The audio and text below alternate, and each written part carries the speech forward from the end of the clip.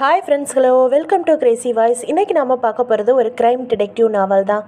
இந்த நாவலில் பணக்கார பொண்ணை கல்யாணம் பண்ணிக்கிறதுங்கிறதுக்காக ஒருத்தன் பண்ணுற 2 கொலைகள், அதை மறைக்கணுங்கிறதுக்காக அவன் ஏற்படுத்துகிற பல சாட்சியங்களும் தகுடுதித்த வேலைகளுக்கு நடுவில் அவன் எப்படி போலீஸில் மாட்டினா, அவனுக்கு தண்டனை கிடைச்சிதா அப்படிங்கிறத தான் நாம் இந்த கதையில் பார்க்க போகிறோம். வாங்க கதைக்குள்ளே போகலாம். பகுதி 1. பலரால் பல முறை சலிக்க சலிக்க வர்ணிக்கப்பட்டுவிட்ட சென்னை. கதகதப்பான காலையில் அந்த நவீன வீட்டின் போர்ட்டிகோவில் கொட்டின இரத்தமாக அந்த சிவப்பு மாருதி காத்திருந்தது. புல்வெளியில் ஊஞ்சல், காம்பவுண்டில் ரோஸ், வெள்ளையில் காகித பூக்கள் ப்ளொகைன் வில்லா. நீல நிற பேண்ட், நீல நிற அரக்கை சட்டையுடன் அவினாஷ் போன் பேசி முடித்து தன் அம்மாவிடம் நான் ஆஃபீஸ் புறப்படுறேன் என்றான். அவினாஷ், பொண்ணோட அப்பா தான் ஃபோன் செஞ்சது, மத்தியானம் வர்றேன்றாரு, என்னென்ன செய்யலாம்னு விவரமாக பேச என்ற அம்மா ஃப்ளைன் பட்டில் சேலை கட்டி ஃப்ளைன் கொண்டையிட்டு ஃப்ளைன் நெற்றியுடன் இருந்தாள். ஃபோன் செஞ்சா வர்றியா? அம்மா, பொண்ணை பார்க்க சொன்ன, பார்த்துட்டேன், ஓகே சொல்லிட்டேன், மற்ற விவரமெல்லாம் நீயே பேசி முடிச்சுடு, என்ன இழுக்காத. போட்டுக்க போகிறது உன் பொண்டாட்டியாச்சே, அப்போது அவளை கேட்டுக்க சொல்லு, அவளுக்கு எது இஷ்டமோ அது செஞ்சுக்கிட்டோம், நான் வரட்டுமா, நேரமாச்சு. அவினாஷ் மாருதியில் புறப்பட்டான். அவினாஷ் எம்ஏ பிஎல் முடித்துவிட்டு பாரத் அண்ட் பாரத் என்கிற பெரிய கணியில் லீகல் அட்வைசர். வயது 27. 4 தினங்களுக்கு முன் தொழிலதிபர் சாரங்கபாணியின் மகள் புஷ்பவதிலாவை தன் அம்மாவுடன் சென்று பார்த்து சம்மதம் தெரிவித்துள்ளான். லீலா தன் அப்பாவுக்கு ஒரே மகள். சாரங்கபாணிக்கு சொத்து 1 கோடியை தாண்டி ஸ்டெடியாக ஏறிக்கொண்டே இருக்கிறது, காகித விலையைப் போல. ஒரு சஸ்பென்ஸை இங்கே போட்டு உடைத்து விடலாமா? அவினாஷ் இந்த கதையின் நாயகன் அல்ல, வில்லன். பகுதி 2. டெலிஃபோன் ஒலிக்க சிகரெட்டை ஆஸ்ட்ரேயில் குறுக்கே வைத்துவிட்டு எடுத்தான் அவினாஷ். குளிரறை, பின்னணியில் சுவர் தாண்டி சரக்கு கப்பல்கள் நிற்கிற துறைமுகம். கடல் கன்னிதான். அணிந்திருந்த நெளி வளையல்களை அசைத்து சப்தம் செய்து காட்டிக்கொண்டிருந்தாள் அலைகளாக. ஹலோ, நான் சந்திர பேசுகிறேன் அவினாஷ். ஹாய், எப்படி இருக்கேம்மா? ஃபைன், கங்க்ராச்சுலேஷன், உனக்கு கல்யாணம் நிச்சயமாயிருக்காமே? ஆமாம், தேங்க்ஸ். சொல்லவே இல்லையே, நானாக கேட்கணுமா?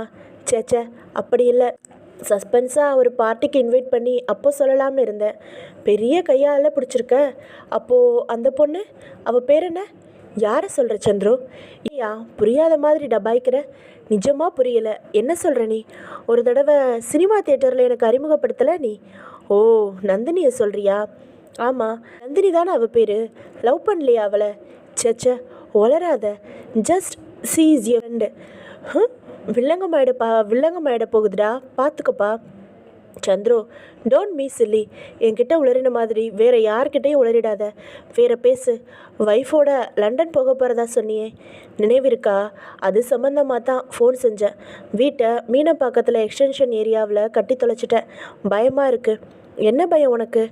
நான் ஒய்ஃபு 2 பேரும் போகிறோம். 20 நாளைக்கு வீடு சும்மா பூட்டி இருக்க போகுது. முக்கியமான டாக்குமெண்ட்ஸு, ஜுவல்ஸு, கேஸு எல்லாத்தையும் பேங்க் லாக்கரில் வச்சுட்டேன். ஆனாலும் டிவி, விசிஆர் அது இதுன்னு இருக்கே. அவினாஷ், நீ ஒரு ஹெல்ப் செய்யணுமே எனக்கு. என்ன ஸ்பா? வீட்டு சாவியை உங்ககிட்ட தான் ஒப்படைச்சிட்டு போகலாம்னு இருக்கேன். 2 நாளைக்கு ஒரு தடவை சும்மா வந்து திறந்து பார்த்துட்டு போனாலே ஆளுங்க இருக்காங்கன்னு தோணும். இவ்வளவு தானா? செஞ்சுட்டா போச்சு. புறப்படுறேன். இன்றைக்கி ஈவினிங் 5:30 மணிக்கு பம்பாய்க்கு போகிறோம் ஃப்ளைட்டில். ரைட், ஈவினிங் உங்களை வழி அனுப்புகிறேன். அப்போ சாவிகளை ஒப்படைக்கிறேன். கொஞ்சம் முன்னாடியே வந்துடுப்பா. வர்றேன், வச்சிடுவா. அவினாஷ் வைத்து விட்டு பார்த்தபோது ஆஸ்ட்ரேயில் வைக்கப்பட்ட சிகரெட் ஃபில்டர் வலை சாம்பலாக இருக்க புதிதாக வேறு ஒன்றை பற்ற வைத்து கொண்டான். பகுதி 3. மதியம் உணவு இடைவெளியின் போது கம்பெனியை விட்டு காரில் புறப்பட்ட அவினாஷ் தாரப்பூர் டவர்ஷன் பார்க்கிங் பகுதியில் பெரிய காரை நிறுத்தினான். துள்ளக ஓடி வந்தாள் நந்தினி. வெள்ளையில் இலை பச்சை பூக்களுடன் சுடிதாரும் அதே பச்சையில் துப்பட்டாவும் அணிந்திருந்தாள். ஷாம்பு போட்ட கூந்தல் முகத்தை மறைக்காமல் சிலிப்பிக் கொண்டாள். நிறத்தில் லிப்ஸ்டிக் போட்டிருந்தாள். அதே நிறத்தில் nail polish. Nandini, you look gorgeous today என்றான். அவினாஷ், ரியலி என்று அவசியமில்லாமல் லிஃப்ட் உபயோகித்து மேலே இருந்த ரெஸ்டாரண்ட் வந்தார்கள். சிம்மாசனம் போல அலங்கரிக்கப்பட்ட நாற்காலியில் மூளை மேஜை தேர்ந்தெடுத்து அமர்ந்தார்கள். 2 மீல்ஸ் என்றான் அவினாஷ். புது சென்டா என்றாள் நந்தினி. சொல்ல அவினாஷ், எதுக்கு திடீர்னு ஃபோன் பண்ணி வர சொன்ன? நான் கொண்டாந்த சாப்பாட்டை பியூனுக்கு கொடுத்துட்டு வந்தேன். என்னம்மா அவ்வளவு அர்ஜென்ட்டான விஷயம்? அதை உற்று பார்த்தான். மேஜைக்கு மேஜை மட்டும் அமைக்கப்பட்டிருந்த கஞ்சத்தனமான வெளிச்சத்தில் முகத்திற்கரியே மூக்கின் நிழல் விழ கூந்தல் கற்றை என் செம்பட்டை நிறம் அணிய பிரமாதமாகத்தான் இருந்தாள். நந்தினி, என்ன ரொம்ப நேசிக்கிறியா? என்ன கேள்வி இது? யூனிவர்ஸ் செலவு நேசிக்கிறேன். உன் வீட்டில் தெரியுமா? நீ தானே இப்போ சொல்ல வேணாம்னு சொன்ன. ஆஃபீஸில் வேறு ஃப்ரெண்ட்ஸ் யாருக்காவது? நோ, யார்கிட்டையும் மூச்சு விடுறதில்ல. காதல் அந்தரங்கமானதுன்னு. My boy. டைரி எழுதுவியா நந்தினி? ஆஃபீஸ்க்கு லீவ் லெட்டர் எழுதுறதுனா சோம்பல். நான் உனக்கு லவ் லெட்டர் எழுதியிருக்கேனா நந்தினி? நெவர். அதெல்லாம் காலேஜ் பசங்க பண்ணுறது அவினாஷ். நாம் 2 பேரும் சேர்ந்து ஃபோட்டோ எடுத்துக்கிட்டு இருக்கோமா? இல்லை, நான் தயங்க நீ என்னை கம்பல் செஞ்சு வேற ஒரு சுவாரஸ்யமான காரியம்தான் சேர்ந்து நடத்தியிருக்கோம், அரங்கேற்றோம் என்று கண்ணடித்தாள். ஆமாம், என்ன கேள்விகள் இதெல்லாம்? சும்மாதான் நந்தினி, ஒரு பேச்சுக்கு கேட்குறேன். இப்போ திடீர்னு நான் உன்னை ஏமாத்திட்டேன்னு வச்சுக்கோ. ஏமாறதுன்னா உன்னை கை விட்டுடுறேன்னு வச்சுக்கோ. What the hell you man? என்னடி இது? இன்னும் எப்படி புரிய வைக்கிறது? உன்னை அம்போன்னு விட்டுட்டு வேற ஒரு பெரிய பணக்கார பொண்ணா பார்த்து கல்யாணம் செஞ்சுக்கிறேன்னு வச்சுக்க. நீ செய்ய மாட்டியே. ஐநோ. வேற பேசு. அட, ஒரு கற்பனை தானே. சொல்ல, என்னை என்ன செய்வேன்? பெட்டியை தூக்கிட்டு நேராக வீட்டுக்கு வந்துடுவேன். அங்கேயே தங்கிடுவேன். நான் உன்னை பார்த்ததே இல்லைன்னு சொன்னா? ஐயோ, ஏன் இப்படி இன்னைக்கு மூட கெடுக்கிற அவினாஷ்? நீ நல்ல பையன், ஏன் செல்ல கண்ணை. அப்படியெல்லாம் பொய் சொல்ல மாட்டேப்பா. நான் ஒரு கதை படித்தேன். அதோட முடிவில் ஒரு நெருடல். அதனால தான் இவ்வளவு கேட்குறேன். கதையில் ஹீரோ காதலிச்சு ஏமாத்திடுறான், ஹீரோயின் தற்கொலை பண்ணிக்கிறா. நீயா இருந்தா என்ன செய்வேன்னு தெரிஞ்சுக்க தான் கேட்டேன். தற்கொலையா? அதை விட வாழ்த்தணும் என்ன இருக்குது? போராடணும்ப்பா. கடைசி வரைக்கும் போராடுவேன். கோர்ட் எங்கே போச்சு, போலீஸ் எங்கே போச்சு? இது எதுக்கும் சரியாக வரலைன்னா அவனையும் வாழ விட மாட்டேன், தீர்த்து கட்டிடுவேன். ஒரு பொண்ணு பொங்கினா புலி போதுமா? என் பதில். வெல் செட் என்று ஓசை இல்லாமல் கைத்தட்டினான் அவினாஷ். இந்த மாதிரி ஒரு துணிச்சலான பதிலைத்தான் எதிர்பார்த்தேன். 2 பிளேட்டுகளில் சாப்பாடு வந்தது. அமைதியாக சாப்பிட்டு முடித்தார்கள். பீடா மென் கொண்டு காருக்குள் வந்தார்கள். உட்காரு, உன்னை உன் ஆஃபீஸில் ட்ராப் செஞ்சுட்டு போகிறேன். வேணாம், நடந்து போகிற தூரம் தானே. அப்புறம் என்றாள். டிரைவிங் சீட்டில் அமர்ந்து கொண்டு சிகரெட் புகை அவள் முகத்தில் ஊதினான். கண்ணடித்தான். மறுபடி எப்போ மகாபலிபுரம்? சி, வேணாம்ப்பா. என் மேலே நம்பிக்கை இல்லையா? சேச்சே, அது இல்லை. கர்ப்ப பயமா? போலீஸ் பயம். திடீர்னு ரெய்டு வந்தால் பிரச்சனை, அவமானம். வேணாம்ப்பா. அவ்வளவுதானே? அந்த பயம் இல்லாமல் ஒரு யோசனை சொன்னால் சரிம்பியா? யோசனையை முதல்ல சொல்லு. என் ஃப்ரெண்டு குடும்பத்தோடு இன்றைக்கி ஈவினிங் லண்டன் புறப்படுறான். வீட்டு சாவி என்கிட்ட ஒப்படைக்க போகிறான். மீனம்பாக்கத்தில் புதுசாக கட்டின தனிமையான வீடு. 20 நாளைக்கு சாவி என்கிட்ட தான் இருக்க போகுது. எப்படி ஐடியா? ஒண்டர்ஃபுல். உன்னை நம்பி உன் ஃப்ரெண்டு வீட்டை ஒப்படைக்கிறாரு பாரு, அவரை சொல்லணும். சரி, இன்னைக்கு சண்டே. நாளைக்கு ராத்திரி வீட்டில் என்ன சொல்லுவேன் நந்தினி? ஆஃபீஸில் மேஜர் ட்ரான்ஸ்ஃபர், அதுக்கு பிரிவு உபச்சார விழா. நான் ஆஃபீஸ் விட்டு வர லேட் ஆகும்மா. That's all. என் வீட்டில் என்னை யாரும் கேள்வி கேட்க மாட்டாங்க. அவினாஷ், நான் பொன்முட்டை போடுற வாத்து. எங்கே மீட் பண்ணுறோம் அவினாஷ்? யூஸ்வலாக கண்ணகியில் உழைப்பாறை சிலைன்னு தான் மீட் செய்யணுமா? நீ என்ன செய்கிற? நாளைக்கு ஆஃபீஸ் முடிஞ்சதும் கத்திப்பாறை ஜங்ஷனில் நேரு சிலைக்கு 6 மணி போல் வந்துடு. நான் காரில் வெயிட் பண்ணுறேன். வந்து ஏறிக்கோ. அப்படியே மீனம்பாக்கம் போயிடலாம். Right right. ஆனால் ஒரு கண்டிஷன். என்ன? நீ ட்ரிங்க்ஸ் யூஸ் பண்ணக்கூடாது. அன்னைக்கு அவஸ்தை பண்ணிட்ட. 3 நாள் உடம்பு வலி. சரி, ட்ரிங்க்ஸ் பண்ணலை. இன்னைக்கு மீட் பண்ணுறேன். அப்புறம் மீட் பண்ணுறேன். ஓகே, பாய். அவினாஷ் திடீரென்று சிகரெட்டை அவள் விரல்களில் சொருகிவிட்டு காரை நிகழ்த்தி, ஏய் யூ என்று பொய்யாய் சினுங்கி கீழே போட்டு தன் கீழ்ஸ்காலால் மிதித்து அணித்தாள் நந்தினி என்கிற அலட்சியமான, நாகரிகமான, ஆனால் அப்பாவியான பெண். பகுதி 4. 4:30 மணிக்கெல்லாம் புறப்பட்டு சந்துருவின் வீட்டிற்கு வந்துவிட்டான் அவினாஷ். தாம்பரம் மெயின் ரோட்டில் ஏர்போர்ட்டுக்கு முன்னதாகவே ட்ரீட்டன் ஹோட்டல் தாண்டி வலதுபுறம் தனியாக சாலை பிரிந்து சென்று பாரதியார் நகர் உருவாகி இருந்தது. 2 மளிகை கடைகள், ஒரு ஹோட்டல், சலூன், எலக்ட்ரிக்கல் கடை, லாண்ட்ரி சென்டர், கட்சி கொடிக்கம்பம், ரிக்ஷா ஸ்டாண்ட் என்று ஒரு சிற்றூரை போல் இருந்தது சமீபத்தில் உருவான பாரத் நகர். அதிலிருந்தும் உட்புறமாக செம்மண் சாலை வளைந்து சென்று லே அவுட் பிரிந்து அப்ரூவல் ரியல் எஸ்டேட்காரன் பாரதியார் நகரின் எக்ஸ்டென்ஷன் என்று ஆசை காட்டியதில் வாங்கி போட்டவர்களில் வீடு கட்டுகிற தைரியம் அவினாஷின் நண்பன் சந்திரவுக்கு மட்டும் வந்திருந்தது. சுற்றிலும் காலியாய் வெற்றுமனைகள். 1-2 முள்வேலி போடப்பட்டிருந்தது. ஒரு ஆபத்து என்றால் பறக்கிற காக்காய் மட்டும் திரும்பி பார்க்கலாம். எப்படிப்பா இங்கு வீடு கட்டி குடிவர துணிச்சல் வந்துச்சு என்றான் அவினாஷ் சந்துருவின் மனைவி கொடுத்த ஆரஞ்சு பானத்தை குடித்து கொண்டு. தொந்தி போட்டிருந்த சந்துரு, எல்லாரும் அப்படியே நினச்சா எப்படி, யாராச்சும் ஆரம்பித்தா தானே மற்றவங்களும் கட்டுவாங்கன்னு தான் துணிஞ்சு இறங்கினேன். என்னை பார்த்து 4 மணி தள்ளி ஒருத்தர் வீடு கட்ட தீர்மானிச்சிட்டாரு. 2 வருஷத்தில் டெவலப் ஆகிடும் பாரு என்றவன், பின்பக்கம் தோட்டம் போட்டிருக்கோம் வந்து பாரு. பின்புறம் வெண்டை கத்திரி என்று போட்டிருந்தார்கள். அவினாஷ், தொல்லையாக நினைக்கலனா நீ வர்றப்போ சும்மா ஒரு பக்கெட் தண்ணி ஊற்றிட, இல்லைன்னா காஞ்சிடும். இது வேறையா என்று தோட்டத்தை சுற்றி பார்த்தவன், என்னப்பா இது போர் போடுற, அப்புறம் கிணறு வேற தனியாக எதுக்கு? எட்டி பாரு, கிணறா இது? தண்ணி இருந்தால் தானே கிணறும்பாங்க, இது வெறும் பள்ளம். முதல்ல ஒருத்தன் சொன்னால் 40 அடியில் தண்ணி இருக்குன்னு நம்பி கிணறு வெட்டினேன். போக பாறை தான், தண்ணி கிடைக்கல. அப்புறம் பக்கத்துலேயே போர் போட்டேன். 110 அடி போட்டு தான் கிடச்சிது. இந்த கிணத்தை தூக்கணும், அதுக்கு ஆளுங்களுக்கு சொல்லிவிட்டா வரமாட்டேங்கிறாங்க. சில்லறை வேலைனா யார் வருவாங்க? நாம் செய்கிற காரியமா இது? டைம் பாரு, 5 நிமிஷம். 5:40க்கு பம்பாய் ஃப்ளைட் புறப்பட்டால் சரியாக இருக்கும். வீட்டை பற்றின கவலையை நான் பார்த்துக்கிறேன். லண்டனுக்கு என்னைக்கு ஃப்ளைட் உனக்கு? பம்பாயில் ஒய்ஃபோட தங்க இருக்கா, அவள் வீட்டில் 2 நாள் தங்கிட்டு அப்புறம்தான் லண்டன். வீட்டை பூட்டிக் கொண்டு லக்கேஜை எடுத்துக்கொண்டு அவினாஷின் காரனையே ஏர்போர்ட் வந்தார்கள். சந்துருவையும் அவன் மனைவி பவானியையும் வழியனை விட்டு புறப்பட்ட அவினாஷ் அந்த சாவி கொத்திற்கு ஒரு முத்தம் கொடுத்துவிட்டு தன் பாக்கெட்டில் போட்டுக்கொண்டான். எக்கச்சக்கமான சம்பவங்கள் நிறைந்த மறுநாள் காலையில் தன் அலுவலகம் போகையில் நன்றாயிருந்த தன் மாருதி காரை வழக்கமான ஒர்க் ஷாப்பில் நிறுத்தி இவனாக முன்னிரவு ஏற்படுத்தி வைத்த ரிப்பேர்களை சரி செய்ய சொல்லி ஒப்படைத்தான் அவினாஷ். ஒன்றும் அவசரமில்லை மாணிக்கம், நிதானமாக பாரு. நாளைக்கு காலையில் நான் ஆஃபீஸ் புறப்படுறதுக்குள்ளே வீட்டில் ஒப்படைச்சிட்டா போதும். பஸ் பிடித்து அலுவலகம் வந்தான். வினோத் என்கிற தன் பணக்கார நண்பனுக்கு ஃபோன் செய்து, how you Vinod, long time no see. அப்புறம் எனக்கு மேரேஜ் செட்டிலுக்கு தேங்க்யூ. ஒரு பார்ட்டி கண்டிப்பாக உண்டு. எஸ் தனி பார்ட்டி தான். அப்புறம் ஒரு சின்ன ஹெல்ப், என் மாருதியில் ட்ரபிள்ஸ் இருக்குன்னு ஒர்க் ஷாப்பில் விட்டேன். ஈவினிங் ஒரு முக்கியமான என்கேஜ்மெண்ட் இருக்குது. உங்ககிட்ட 2 வட்டி இருக்கிறதால கேட்டு பார்க்கலாம்னு தான். தேங்க்ஸ்ப்பா, உரிமையோடு கேட்கலாம்னு தெரியும், இருந்தாலும் உனக்கு வேலை இருக்கலாம். சச்சா, பென்ஸ் வேணாம், அம்பாஸ்டர் போதும். ஐயோ, நீ தர்றேன்னதே போதும், அனுப்பியெல்லாம் வைக்க வேணாம். 4:30 மணிக்கு நான் வந்து எடுத்துக்கிறேன். 4 நாளா? இன்றைக்கி 1 நாள் தான். நாளைக்கு என் வண்டி வந்துடும். ரைட், பார்க்கலாம் என்று பேசி வைத்தான். சிகரெட் பற்ற வைத்து கொண்டான். கொஞ்ச நேரத்தில் இவனுக்கு ஃபோன் வந்தது. ஹலோ அவினாஷ் ஹியர், நான் லீலா பேசுகிறேங்க. ஹாய் ஹனி, எப்படி இருக்க? நல்லா இருக்கேங்க. ஃபோன் செய்ய சொல்லி நம்பர் கொடுத்தீங்களா? அதான் ஃபோன் செஞ்சேன். என்ன பேசுகிறதுனே தெரியல. ஒன்றும் பேச வேணாம் லீலா, சும்மா வாய் விட்டு சரி. ஓ சிரிப்பே 100 பக்கம் வசனம் பேசும். கிண்டல் சரிங்க. சச்சே, அப்புறம் ராத்திரி தூக்கம் ஒழுங்காக வருதா? போங்க, எனக்கு வெக்கமாக இருக்குது. நேற்று அப்பா உங்கள் வீட்டுக்கு வந்துட்டு வந்தாரே, அவர்கிட்ட எனக்கு எது இஷ்டமோ அந்த நகைகள் செஞ்சுக்க சொன்னீங்களாமே.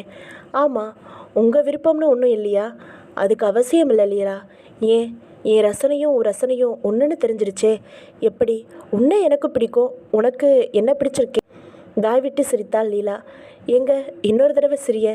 காரணம் இல்லாமல் எப்படி சிரிப்பு வருமா? வேற என்னங்க? வேற எதை சொல்கிறது?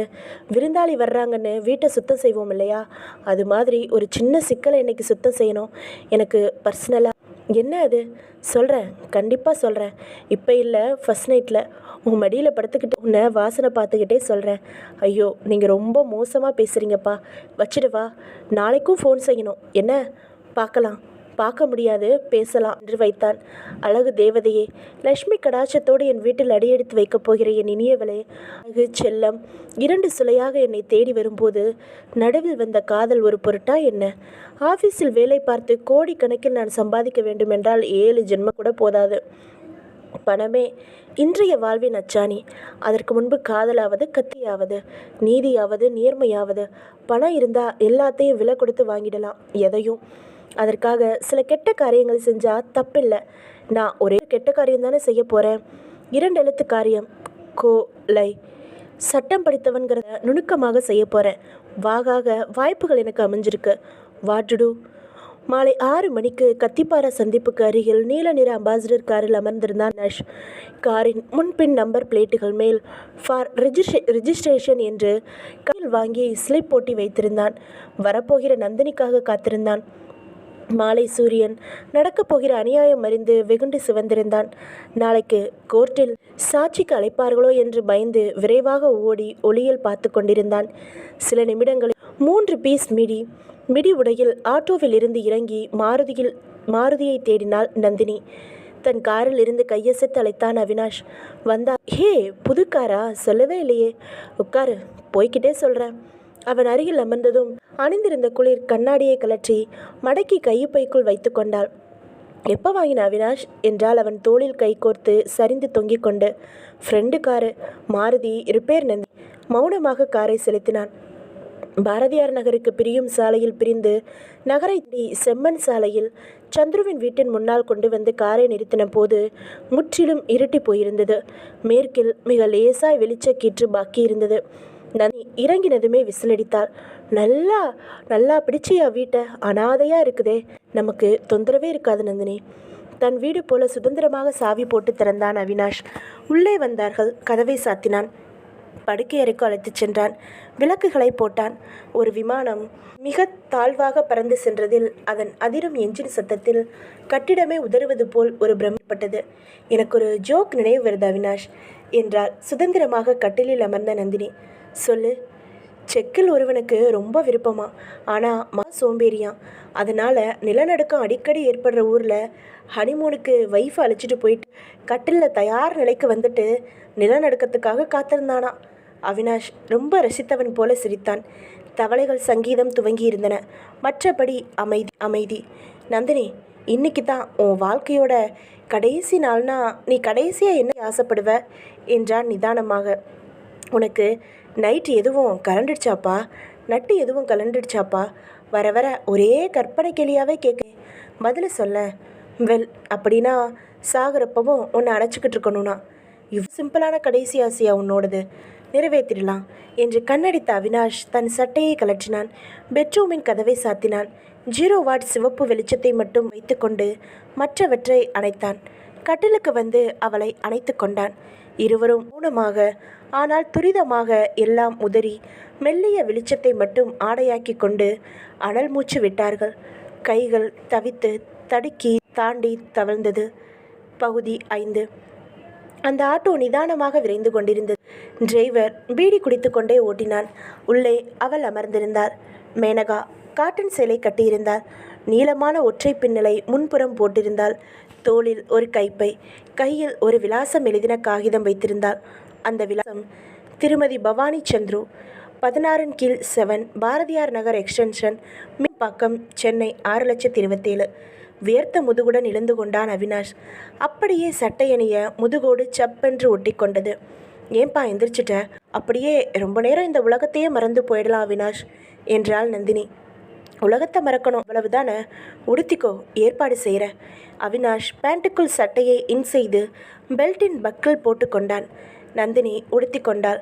விளக்கை போட்டதும் கட்டிலில் தேடி தன் ஸ்டிக்கர் பொட்டை எடுத்து நெட்டியில் உத்தேசமாக வைத்து கொண்டாள். அவினாஷ், இது தப்பில்லையா? தப்புதான், பெரிய தப்புதான். ஒரு ஆம்பளைக்கு என்ன சமுதாயம் சலுகைகள் தந்திருக்கு, ஆனால் ஒரு கல்யாணமாகாத பொண்ணுக்கு இது எவ்வளவு பெரிய தப்பு. போயா, போர் அடிக்கிற நீ. எப்போ கல்யாணம்? இன்னும் 10 நாளில். நிஜமா? ஆமாம் நந்தினி என்று அவினாஷ் பேண்ட் பாக்கெட்டில் கையை செலுத்தி வெளியே எடுத்த போது அது 4 அடி கயிறு. ஏய், எதுக்கு இதை எடுத்துகிட்டு வந்த? உன்னை கொலை செய்யத்தான். சிரிப்பு வரல. திடீரென்று அந்த ஜுஜாதாவின் முதல் தொடர்கதையை அவள் கழுத்தில் போட்டு சுற்றினான். விளையாட்டு வேணாம் அவினாஷ், ஒன்று கிடக்க ஒன்று ஆயிடும் என்றால் அந்த அப்பொழுதும் அவனை நம்பிக்கொண்டு. விளையாடலை, நிஜமாக தான் சாக போகிற. காரணம் தெரியாமல் செத்தா ஏன் அலைவ? அதனால் தெரிஞ்சுக்கோ, எனக்கு ஒரு பணக்கார இடத்துல கல்யாணம் நிச்சயமாயிருக்கு. உன்னை பதமாக விலகிக்கொண்டு சொன்னால் கேட்க மாட்டேன். அதனால் உன்னை இங்கே கூட்டிகிட்டு வந்து உன் கடைசி ஆசையும் நிறைவேறி இன்னொரு ஆசைப்படி உலகத்தை நிரந்தரமாக மறக்க வைக்க போகிறேன். நந்தினிக்கு இப்பொழுதுதான் விபத்து முறைத்தது. திமிரி பார்க்க எதிரெதிர் திசையில் நைலான் கயிற்றை பிடித்திருந்த அவன் கைகள் விலக நடுவில் அவள் கழுத்து நெறிப்பட்டு கொண்டிருக்க மீனம்பாக்கம் எல்லை தொட்டு பாரதியார் நகரை நோக்கி விரைந்து கொண்டிருந்த ஆட்டோ திடீரென்று வெட்டி வெட்டி இழுத்து நின்று போனது. டிரைவர் எத்தனை முயன்றும் ஸ்டார்ட் ஆகவில்லை. பெரிய ரிப்பேராக ஏதோ ஆயிடுச்சுமா, மீட்டர் படி கொடுத்துட்டு இறங்கிக்கோங்க. என்னப்பா இது, இப்படி நடு வழியில் இறங்க சொன்னால் எப்படி? வேறு ஆட்டோ கூட இங்கே கிடைக்காது போல இருக்கே என்றால் பதட்டமாக மேனகா. நான் என்னம்மா செய்வேன்? அதோ பாருங்க, புள்ளியா ஒரு வெளிச்சம் தெரியுதா? ஆமாம், அதான் பாரதியார்.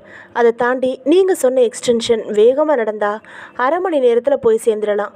முணுமுணுத்து கொண்டே மீட்டர் படி பணம் கொடுத்து விட்டு சேலை தலைப்பை இடுப்பில் சொருகிட்டு மெயின் ரோட்டில் இருந்து பிரிந்த இருட்டான கிளை சாலையில் வேகமாக நடக்க ஆரம்பித்தாள் மேனகா.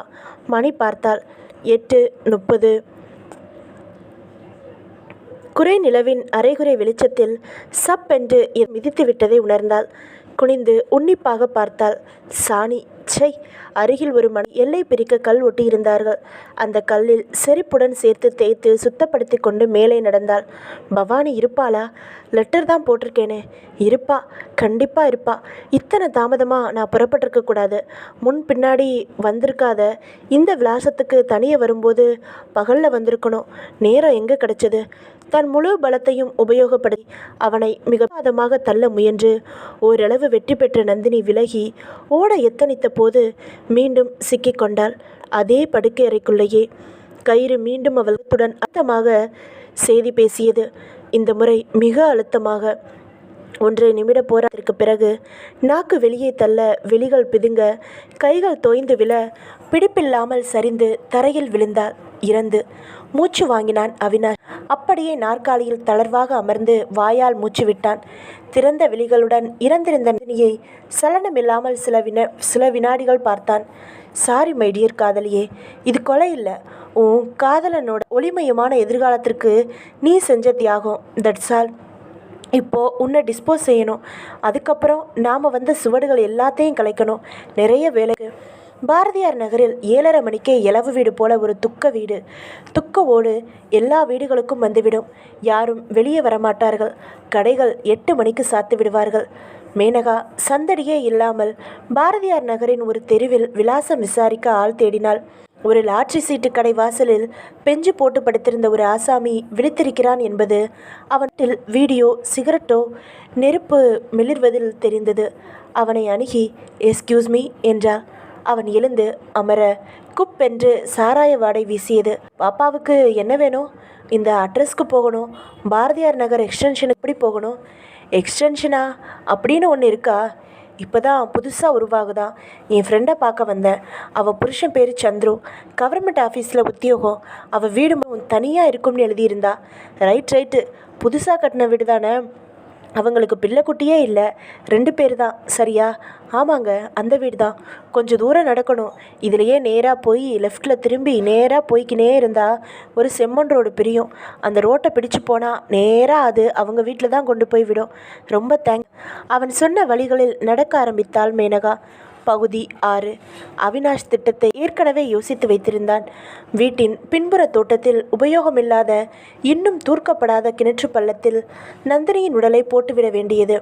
மறக்காமல் அவளில் கைப்பை, அணிந்த செருப்புகள், உபயோகித்த நைலான் கயிறு எல்லாவற்றையும் போட்டு அருகிலேயே குவிந்து கிட கடல்மேட்டில் இருந்து வெட்டி மணலை உள்ளே தள்ள வேண்டியது.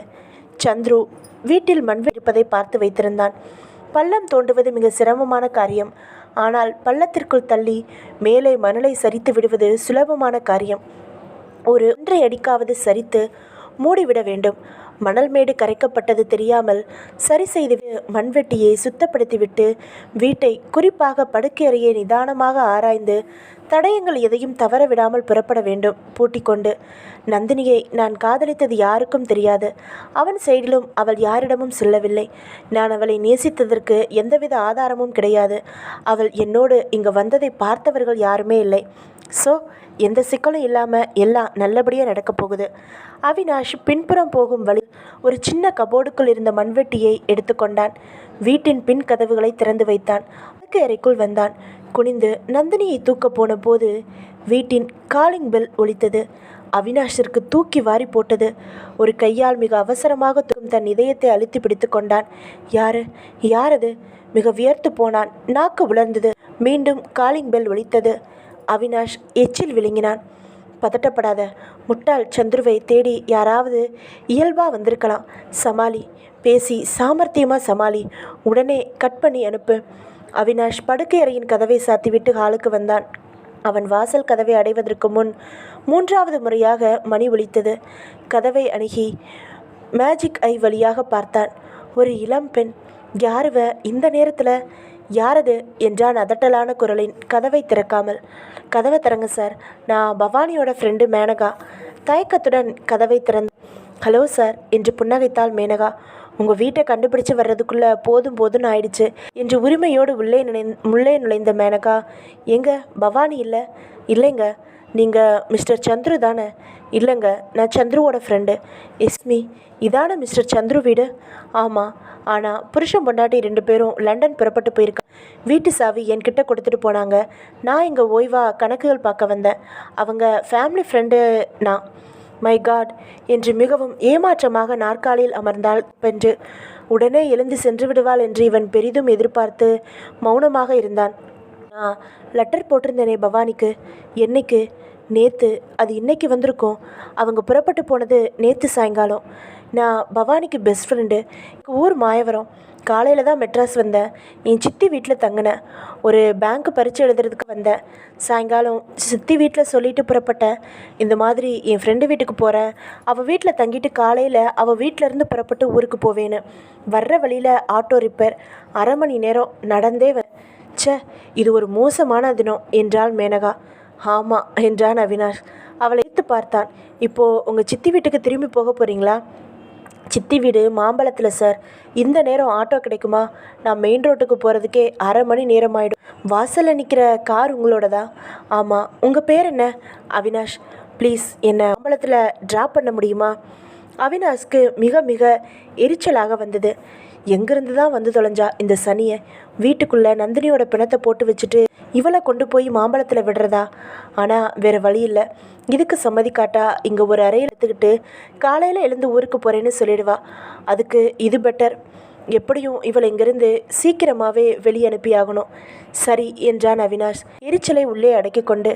அவள் கழுத்தில் தாலியை இப்பொழுது தான் கவனித்த அவினாஷ், உங்கள் வீட்டுக்காரர் என்ன செய்கிறாரு என்றான். Medical representative.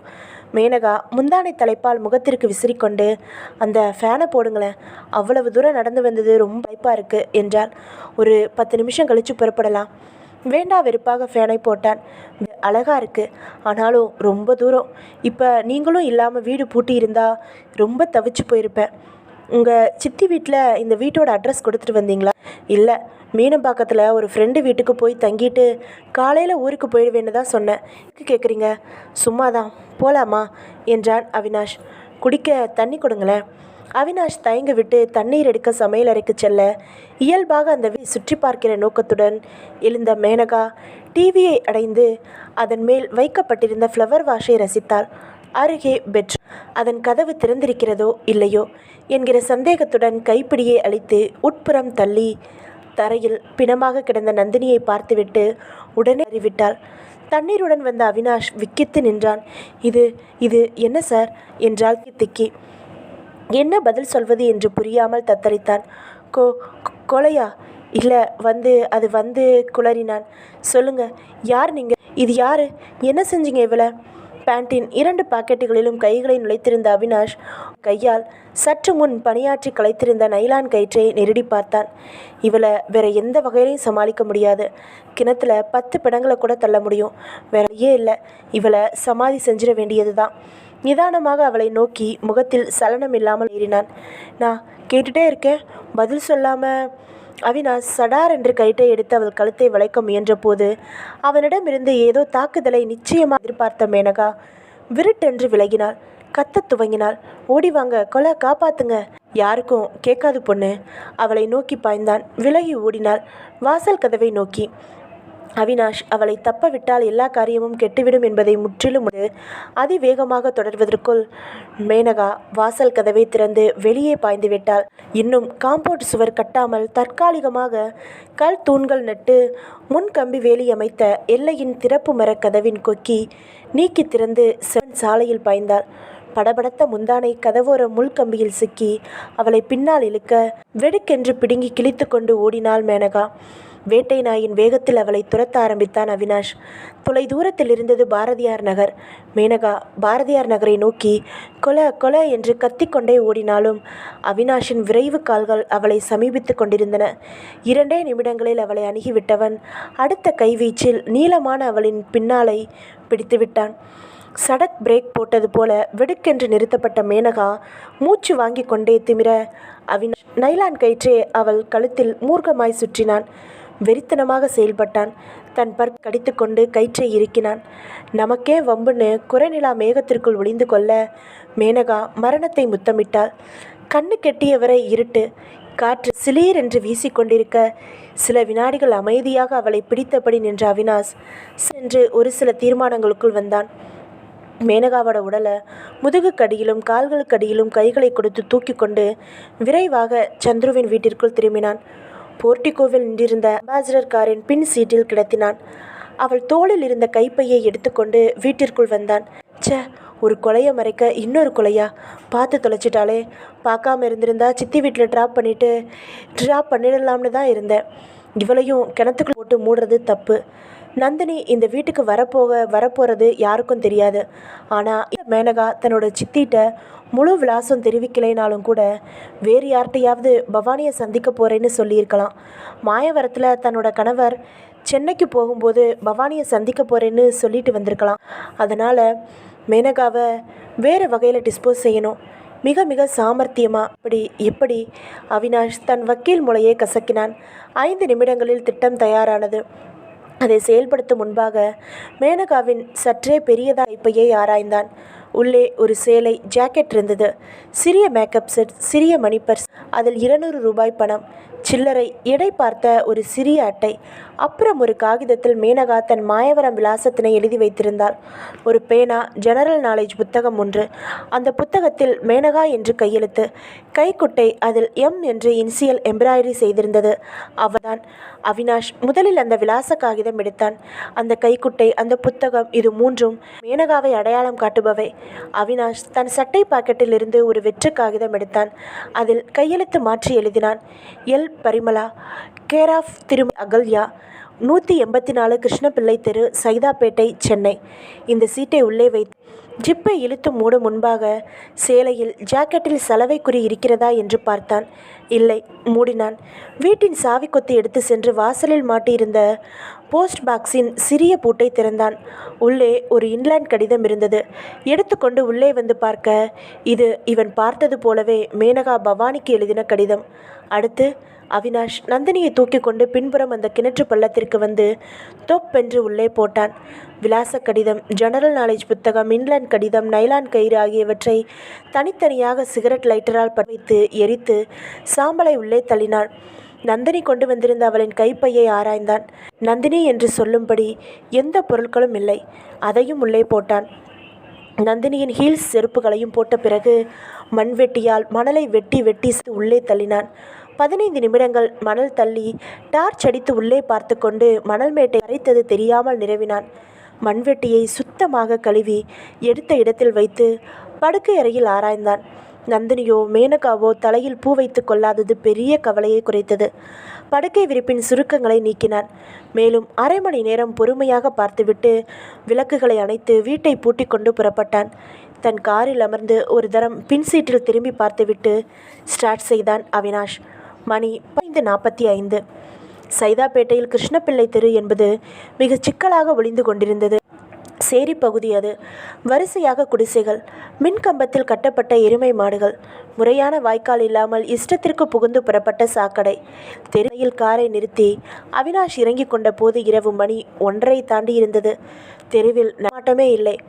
வாசலில் கயிற்றுக்கட்டலில் படுத்திருந்த ஒரு ஆசாமி புரண்டு படுத்தான். ஒரு நாய் வல் என்றது. சிகரெட் பட்ட வைத்துக்கொண்டு மூக்கை பிடித்து கொண்டு நிதானமாக நடந்தான் அவினாஷ். ஏதோ மரத்தில் ஏதோ பறவை லீ லீ என்று சோம்பல் முறித்தது. சில்வண்டுகள் அமைதி கெடுத்து சுருதி போட்டு கொண்டிருந்தன. 184 என்ற அளவில் எழுதியிருந்த அந்த ஓட்டு வீட்டின் முன்னால் நின்றான் அவினாஷ். கூரையில் ஆண்டனா இருந்தது. ஃபோன் வயர் முன் உள்ளே சென்றது. கதவை மெல்ல தட்டினான். சங்கமாக ஆறது என்று கரகரப்பான பெண் குரல் வந்தது. தொடர்ந்து உள்ளே விளக்கறிது கதவின் விளிம்புகளில் கோடு போட்டது. திறந்த பெண்.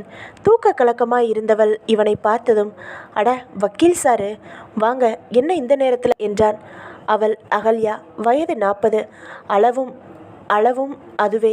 வேலைக்கு சேரும் முன்பு அவினாஷ் தனியாக பிராக்டிஸ் செய்த போது இவளுக்கு இவர்தான் லாயர். 10 பெண்களை வைத்துக்கொண்டு பலான தொழில்.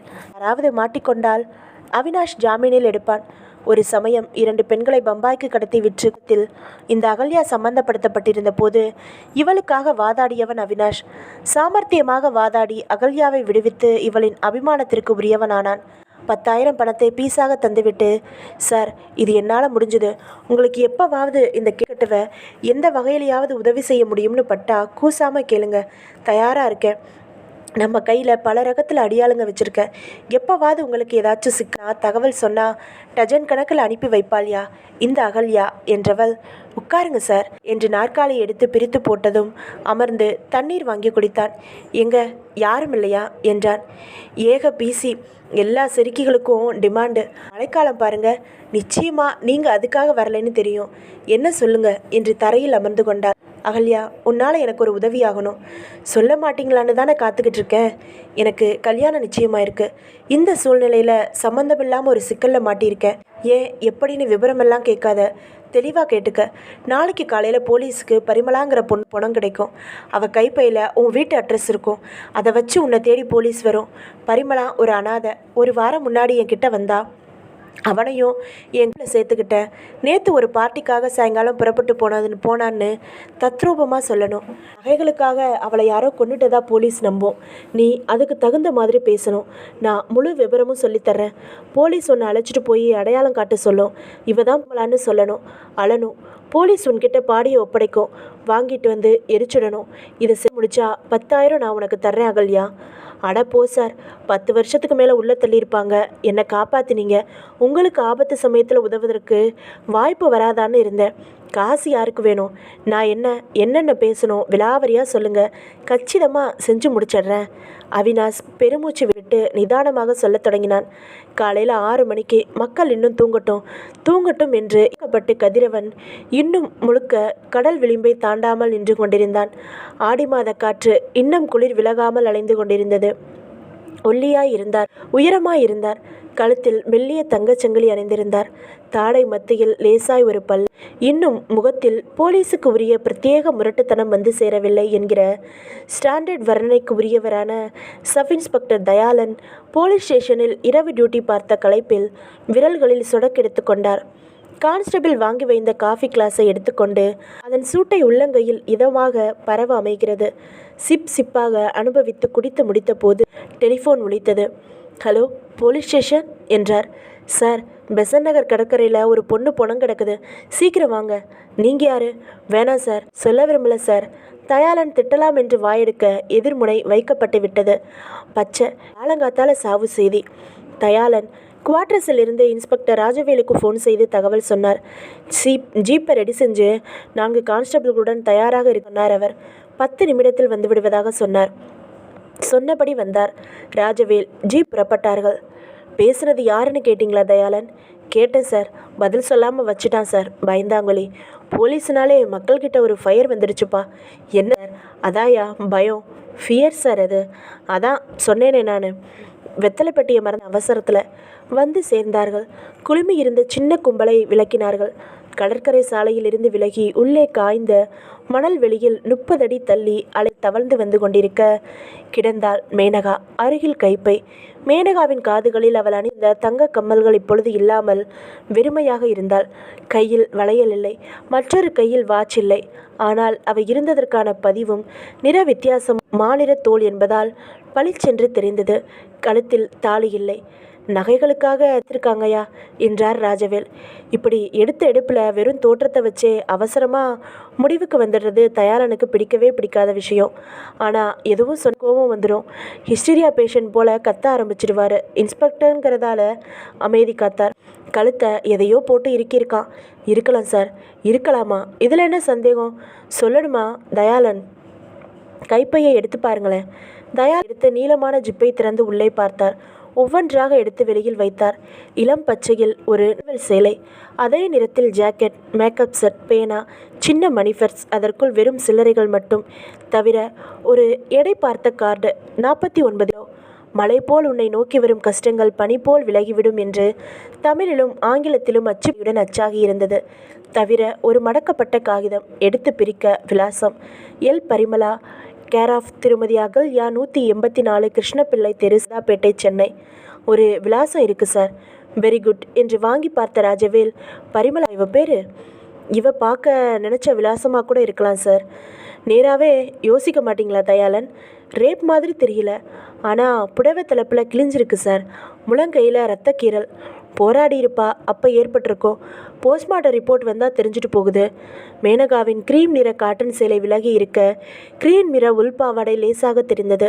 புடவையின் கால்பகுதி ஓரங்களிலும் பாவாடையின் கீழ்முனை ஓரங்களிலும் செம்மண் புழுதி படிந்திருப்பதை கவனித்தார் தயாளன். ராஜவேல் ஒரு கான்ஸ்டபிளை அழைத்தார். அந்த விலாசத்தை கொடுத்தார். போ, தகவல் எதுவும் சொல்லாத. இதில் போட்டிருக்கிற அகல்யா இருந்தாலும் சரி, வேறு ஆம்பளைங்க யார் இருந்தாலும் சரி, ஒரு சமாச்சாரம்னு சொல்லி அழைச்சிட்டு வந்துடு நம்ம ஸ்டேஷனுக்கு. நான் வந்து கோமா சொல்கிறேன் அவங்கக்கிட்ட, புரிஞ்சுதா? தயாளன் மேனகாவின் முகத்தை பார்த்து கொண்டிருந்தார். இந்த காலத்தில் யார் மஞ்சள் தேய்ச்சி குளிக்கிறாங்க? எவ்வளவு கலையான முகம், திருமண மாதிரி தெரியல, சின்ன வயசு. நகைகள் தான் உன் உயிருக்கு விரோதிகளாக மாறினவா பெண்ணே. தயாளன், பார்த்துக்கிட்டே நிற்கிறீங்க, மலமரன்னு காரியங்களை ஆரம்பிங்க என்றார் ராஜவேல். பக்கத்தில் வெற்றிலைப்பாக்கு கடை எதுவும் இருக்கிறதா என்று தேடிக்கொண்டே. 2 மணி நேரங்கள் கழித்து பாடியை போஸ்ட்மார்ட்டத்திற்கு அனுப்பி வைத்துவிட்டு ராஜவேலுவும் தயாளனும் ஸ்டேஷனுக்கு திரும்பின போது ஓரமாக போட்டிருந்த பெஞ்சில் அமர்ந்திருந்த அகல்யாவும் அவளுடன் வந்த கட்டுமஷ்தான ஆசாமியும் எழுந்து கொண்டார்கள். இட்டாந்துட்டேன் சார், இவங்க தான் என்றார் கான்ஸ்டபிள். அகல்யா பெரியட்டாக வைத்திருந்தாள். டைட்டான ஜாக்கெட், மெல்லிய சேலை, தலையில் மல்லிப்பூ பூக்கூடை. சேலையை போர்த்தினாள். முகத்தில் பருக்கள். பார்த்ததுமே பலான கேஸ் என்று பளிச்சென்று தெரிந்தது. வெற்றிலை போட்டு வாய் சிவந்திருந்தது. வணக்கம் சார், சார் கூட்டிகிட்டு வர சொன்னீங்களா என்றாள் அகல்யா. ராஜவேல் அவளை தீர்க்கமாக பார்த்தார். தயாளன், நான் விசாரிச்சுக்கிறேன், நீங்கள் ரிப்போர்ட்ஸ் எழுதுங்க என்றார். தயாளன் தன் மேஜையில் அமர்ந்து இவரின் விசாரணைகளுக்கு காதுகளை தயார் செய்து கொண்டார். உன் பேர் என்னம்மா? அகல்யா சார் என்றாள் அழுத்தி. இது யாரு? என் தம்பி. உன் புருஷன் வரல? என்னை விட்டு ஓடி போய் 6 வருஷமாச்சு சார். என்ன தொழில் உனக்கு? அப்பப்போ ட்ராமாவில் ஆக்ட் கொடுப்பேன் சார். பொய் சொல்லாத. உன்னை கோர்ட்டில் சில தடவை பார்த்ததா நினைவு. அப்புறம் தெரிஞ்சுக்கிட்டே கேள்வி கேட்டால் நான் என்னத்தை சொல்ல? எல். பரிமளா யாரு? இன்னும் உடச்சி எப்படி சொல்லுவாங்க? என்கிட்ட இருக்கிற சிறுக்கிகளில் ஒருத்தி, அனாதை. 1 வாரம் முன்னாடி என்கிட்ட வந்து சேர்ந்தா. விபரம் என்ன? நேற்று சாயங்காலம் பரிமளாவை எங்கே அமிச்ச என்று யோசித்தாள் அகல்யா. அவளை நான் அனுப்பலை. பகலில் சுற்றிக்கிட்டு இருந்தப்போ அவளாக பார்ட்டி பிடிச்சதா சொன்னா. பெசன் நகரில் சொன்னா. பெரிய கையின்னு சொன்னா. ராத்திரி 8 மணிக்கு மேலே புறப்பட்டு போனான். வெளியூர் போக வேண்டியிருந்தாலும் இருக்கும்னு ஒரு சேலை, ஜாக்கெட்டெல்லாம் எடுத்து வச்சுக்கிட்டு போனான். பெசன் நகரில் யாருன்னு கரெக்டாக சொன்னாலா இல்லையா? சொல்லலை, நானும் கேட்டுக்கல. நகை எதுவும் போட்டிருந்தாளா? காதில் கம்பல் போட்டிருந்தா, வாட்ச் கட்டியிருந்தா, செயினும் வளையலும் கவரிங்கு. எதுக்கு இதெல்லாம் கேட்குறீங்கன்னு புரியலையே. என் வீட்டில் தான் தங்கியிருந்தாளா? ஆமாம். எத்தனை மணிக்கு புறப்பட்டா? 8 மணிக்கு மேலே. எதில் போனா? மெயின் ரோடு போய் ஆட்டோ பிடிக்கிறேன்னு சொல்லிட்டு போனா. அவளுக்கு சொந்த ஊர் எது? கேரளாவில் ஏதோ கிராமம் பேர் சொன்னா, மறந்துடுச்சு. அவளுக்கு சொந்தக்காரங்க யாராவது? நான் ஒருத்தி தான் இப்போ சொந்தம். நேற்று என்ன சேலை கட்டிக்கிட்டு புறப்பட்டா? க்ரீம் கலரில் காட்டன் சேலை, ப்ரௌன் கலரில் கைப்பை. அதோ மேஜை மேலே இருக்குதே, இந்த கைப்பை தான். எங்கே சார் பரிமளா? அவளுக்கு என்ன ஆச்சு என்ற அகல்யா லாக்கப்பிற்குள் எட்டி பார்த்து. அவள் இறந்துட்டா. ஐயோ, எப்போ எப்போ யார்? அட கடவுளே! இன்ஸ்பெக்டர் அவளிடம் விவரித்துவிட்டு, என்னோட வாங்க. 2 பேரும் பொடியை பார்த்து பாடியை பார்த்து அடையாளம் காட்டுங்க. போஸ்ட்மார்ட்டம் முடிஞ்சதும் உங்ககிட்ட பாடியை ஒப்படைக்க சொல்லி ஏற்பாடு பண்ணுறேன். வாங்கிக்கிறீங்க தானே? வேறு யார் இருக்கா அவளுக்கு? ச்சே, என்னையா சமூகம் இது! ஒரு இந்த மாதிரி பொண்ணை கூட தனியாக நடமாட முடியல. தங்க தவிர மற்றதெல்லாம் கில்ட்டியா? 2000 கூட போகாது. அதுக்காக இப்படி கொலை செஞ்சு போட்டானேப்பா. ஒரு நாளைக்கு 500 சம்பாதிக்கிறவையா? பிரதம மந்திரியோட மாத சம்பளத்தில் கூட தாண்டுமே. காமதேனியா?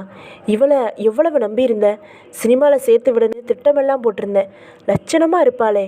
ராசாத்தி போயிட்டியா? மகளே போயிட்டியா? நான் வைக்கிறேன்டி.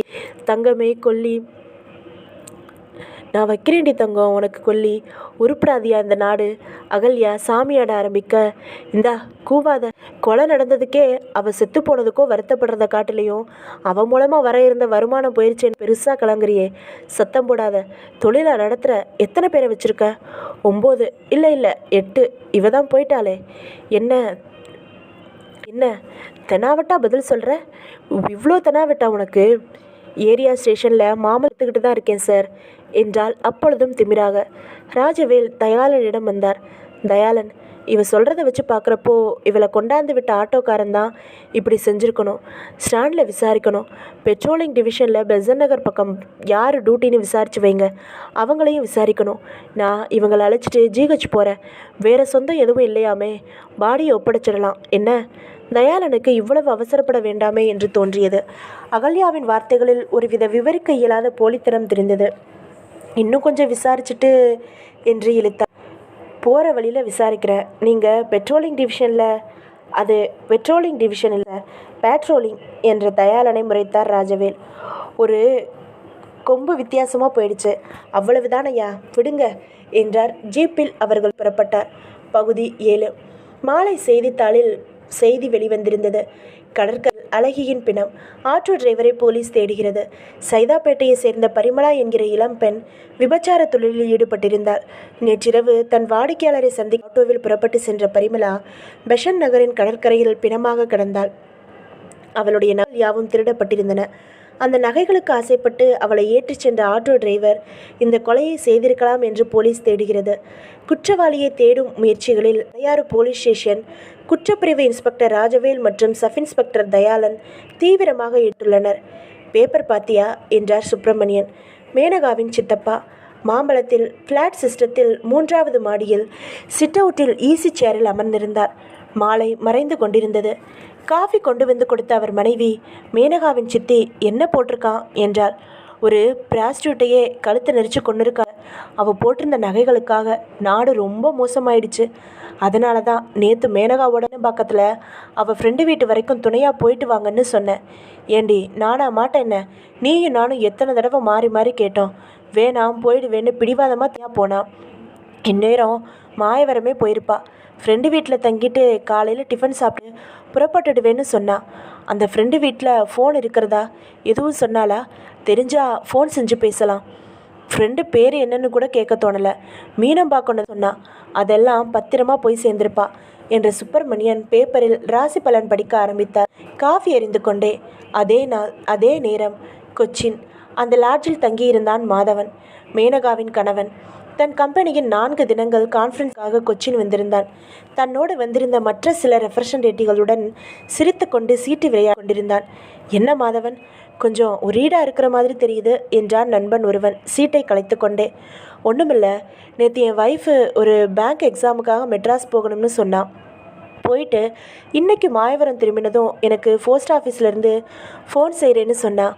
அவள் ஃபோனை எதிர்பார்த்துக்கிட்டு இருக்கேன். அதான் டெலிஃபோன் லைன் கிடைக்கிறது கஷ்டம்ப்பா. இதுக்கா கவலை? கான்ஃபரன்ஸ் நாளைக்கு முடிஞ்சு ராத்திரி புறப்பட போகிறோம். நாளன்னைக்கு ஊரில் இருக்க போகிற. அதுக்குள்ளே பொண்டாட்டியோட பேசியாகணுமா? சரியான தாசன் தாயா. சேச்சே, அவள் மெட்ராஸ் போயிட்டு வர வேண்டியிருக்கிறதால தான் பேச நினச்சி ஃபோன் பண்ண சொன்னேன். மெட்ராஸில் உன் சொந்தக்காரங்க வீட்டில் தானே தங்கிவா? ஆமாம், அவளோட சித்தி வீடு இருக்குது. அப்புறம் என்ன கவலை? அந்த சித்தி வீட்டில் ஃபோன் இருக்கா? இல்லையே. சரி விடு, போயிட்டு வந்திருப்பா. ஃபோன் வரலைன்னா நாளைக்கு தபால் வரும். என்னால் எல்லோரோட மூடும் கெட வேணாம், களைச்சி போடு என்றான் மாதவன் தலையினை மடியில் வைத்து கொண்டு.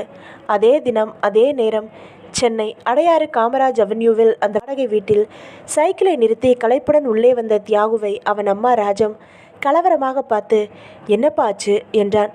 நந்தினியின் தம்பியான தியாகு பெருமூச்சுடன் அமர்ந்தான். இனிமே விசாரிக்க ஆளே இல்லைம்மா. அக்காவோட ஃப்ரெண்ட்ஸு ஆஃபீஸில் கூட வேலை செய்கிறவங்க ஒருத்தரை விடாமல் விசாரிச்சுட்டேன். நேற்று சாயங்காலம் அவள் ஆஃபீஸில் பிரிவு உபச்சார விழா எதுவும் நடக்கலை. நம்மக்கிட்ட பொய் சொல்லியிருக்கா. 5 மணிக்கு மேலே ஆஃபீஸ் முடிஞ்சதுக்கப்புறம் அவள் எங்கே போனான்னு யாருக்கும் தெரியல. என்னடா இப்படி சொல்கிற? ஒரு முழு ராத்திரி நடுவில் இருக்குது. சொல்லாமல் எங்கேயும் போக மாட்டா. நீ என்ன நினைக்கிற? அம்மா, அவங்க ஆஃபீஸ் டெலிஃபோன் ஆப்ரேட்டர் ஒரு தகவல் சொன்னார். என்னடா அது? அக்காவுக்கு அடிக்கடி யாரோ ஒருத்தன் ஃபோன் செய்வானா. அக்கா அடிச்சு பேசுவாளாம். என்னடா வயிற்றில் புளிய கரைக்கிற? அம்மா, ஆரம்பத்திலேருந்து அக்கா ஒரு ஆடம்பர வேறு வழி இல்லாமல் நம்மளையெல்லாம் சகிச்சுக்கிட்டு கிடன்னு காப்பாற்றிக்கிட்டு இருந்தா. சம்பாதிக்கிற திமிரு அவளுக்கு உண்டு. அப்பா இல்லை, எனக்கும் சரியான வேலை இல்லை. அதனால் அவளோட அதிகாரத்தை எல்லாம் நம்ம பொருட்படுத்தாமல் மழுங்கி போய் எதிர்பேச்சு பேசுறதில்ல.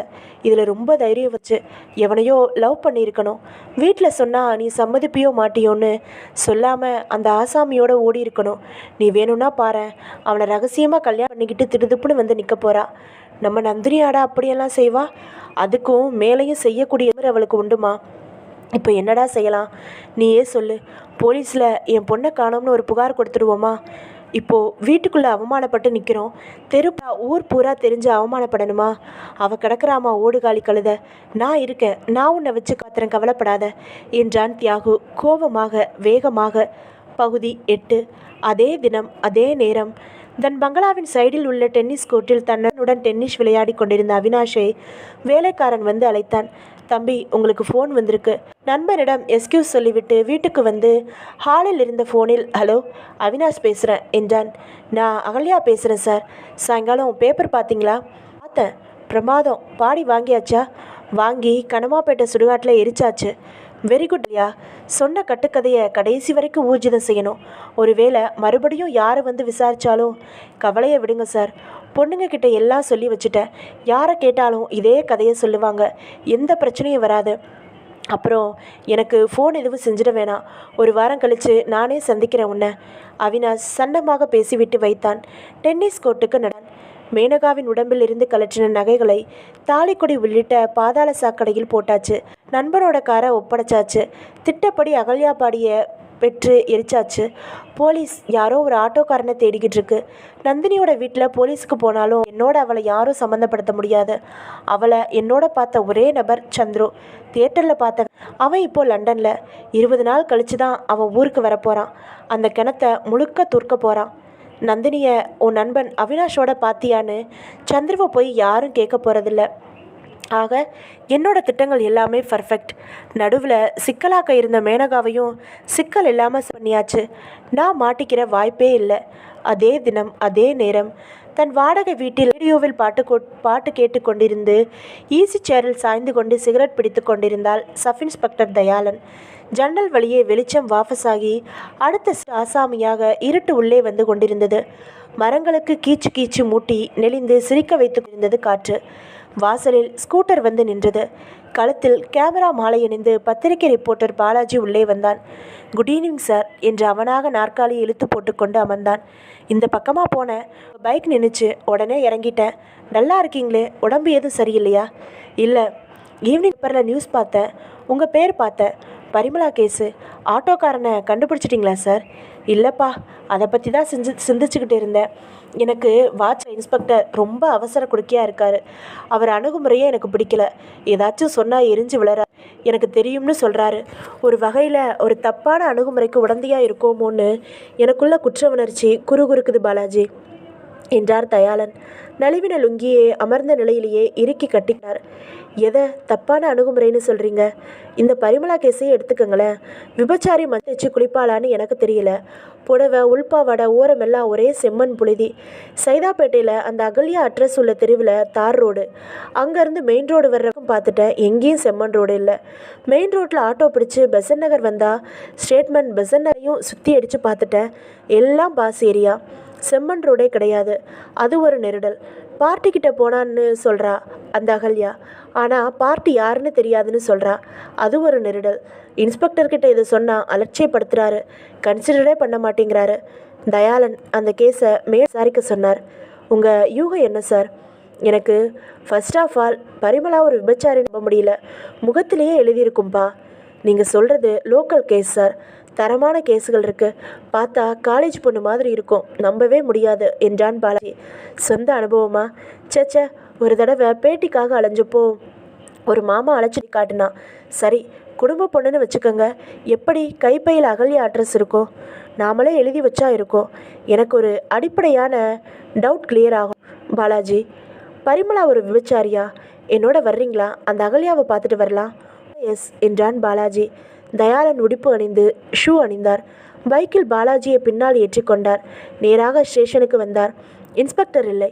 பீரோ திறந்தார். பரிமளாவின் ஹீல்ஸ் செருப்புகளும் கைப்பையும் இருக்க கைப்பையில் இருந்து இளம் பச்சை சேலைக்குரிய ஜாக்கெட்டை மட்டும் தனியாக எடுத்தார். ஒரு நியூஸ் பேப்பரில் சுற்றி எடுத்துக்கொண்டார். அகல்யாவின் வீட்டு முன் பைக்கை தூரத்திலேயே என்ஜினை அணைத்து ஓசை இல்லாமல் நிறுத்தினார். மணி 8ஐ நெருங்கி கொண்டிருந்தது. வீட்டுக்குள் இருந்து கலகலவென்று பெண்கள் சத்தம் வந்தது.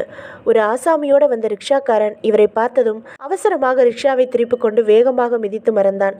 கதவை தட்டினார் தயாளன். அகல்யா திறந்தார். வாங்க சார் என்றாள்.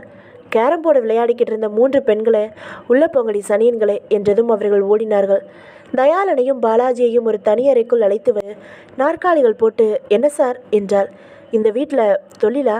சேச்சே, இது கோடவன். சரக்கு வெளியில் போயிடும், இங்கே வச்சுக்கிறதில்ல. அதுக்கெல்லாம் லாட்ஜுங்க இருக்குது. ஒளிவு மறைவு என்ன இருக்குது இதில்? இவங்களுக்கு இதை விட்டால் வேறு தொழில் தெரியாது. ஏதாச்சும் சாப்பிட்றியா?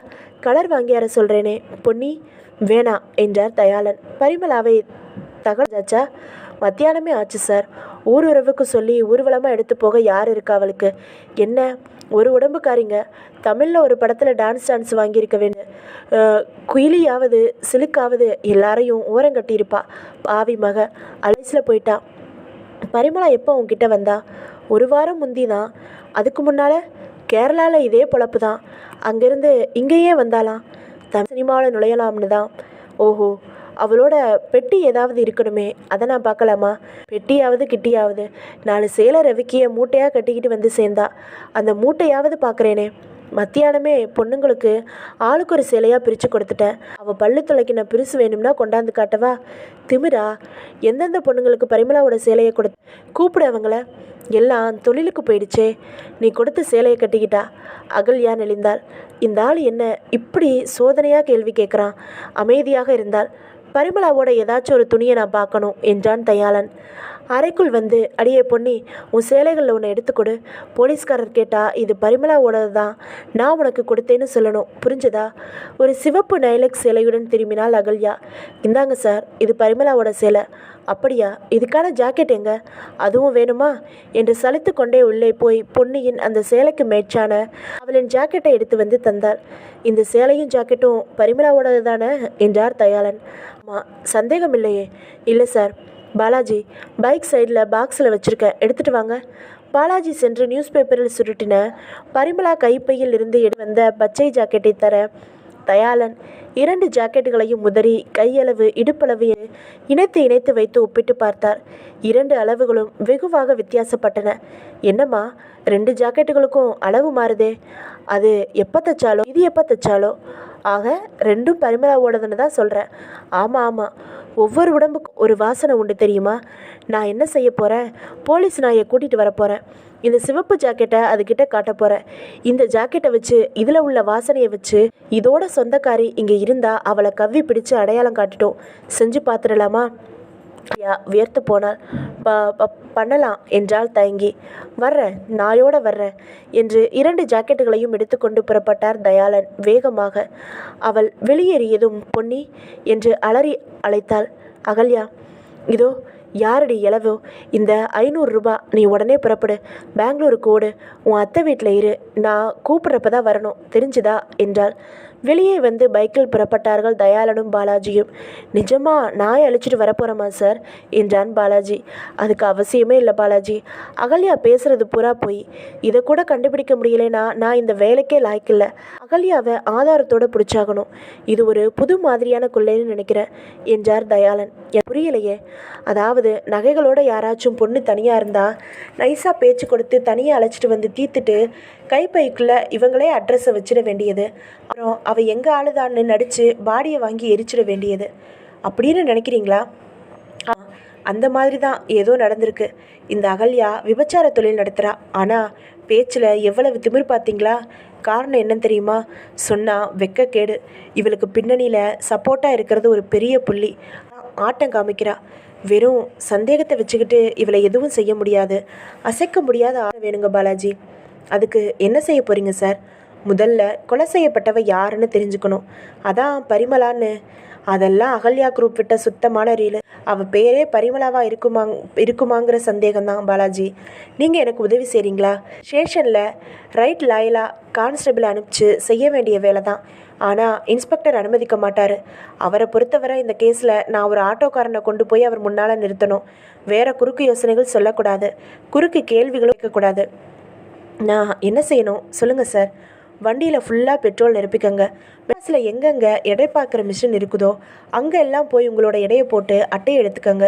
பின்பக்கம் அது எந்த இடம்னு குறிச்சிக்கோங்க. எதுக்காக இந்த வேலைன்னு புரியலையே, நீங்கள் செய்யுங்க, புரிய வைக்கிறேன். பாலாஜியை தன் வீட்டிற்கு வந்து இறக்கி விட்டு பெட்ரோல் செலவிற்கு பணம் கொண்டு அனுப்பி வைத்தார் தயாளன். மறுநாள் காலையில் ஃப்ரெஷ்ஷாக ஸ்டேஷனுக்கு வந்தார் தயாளன்.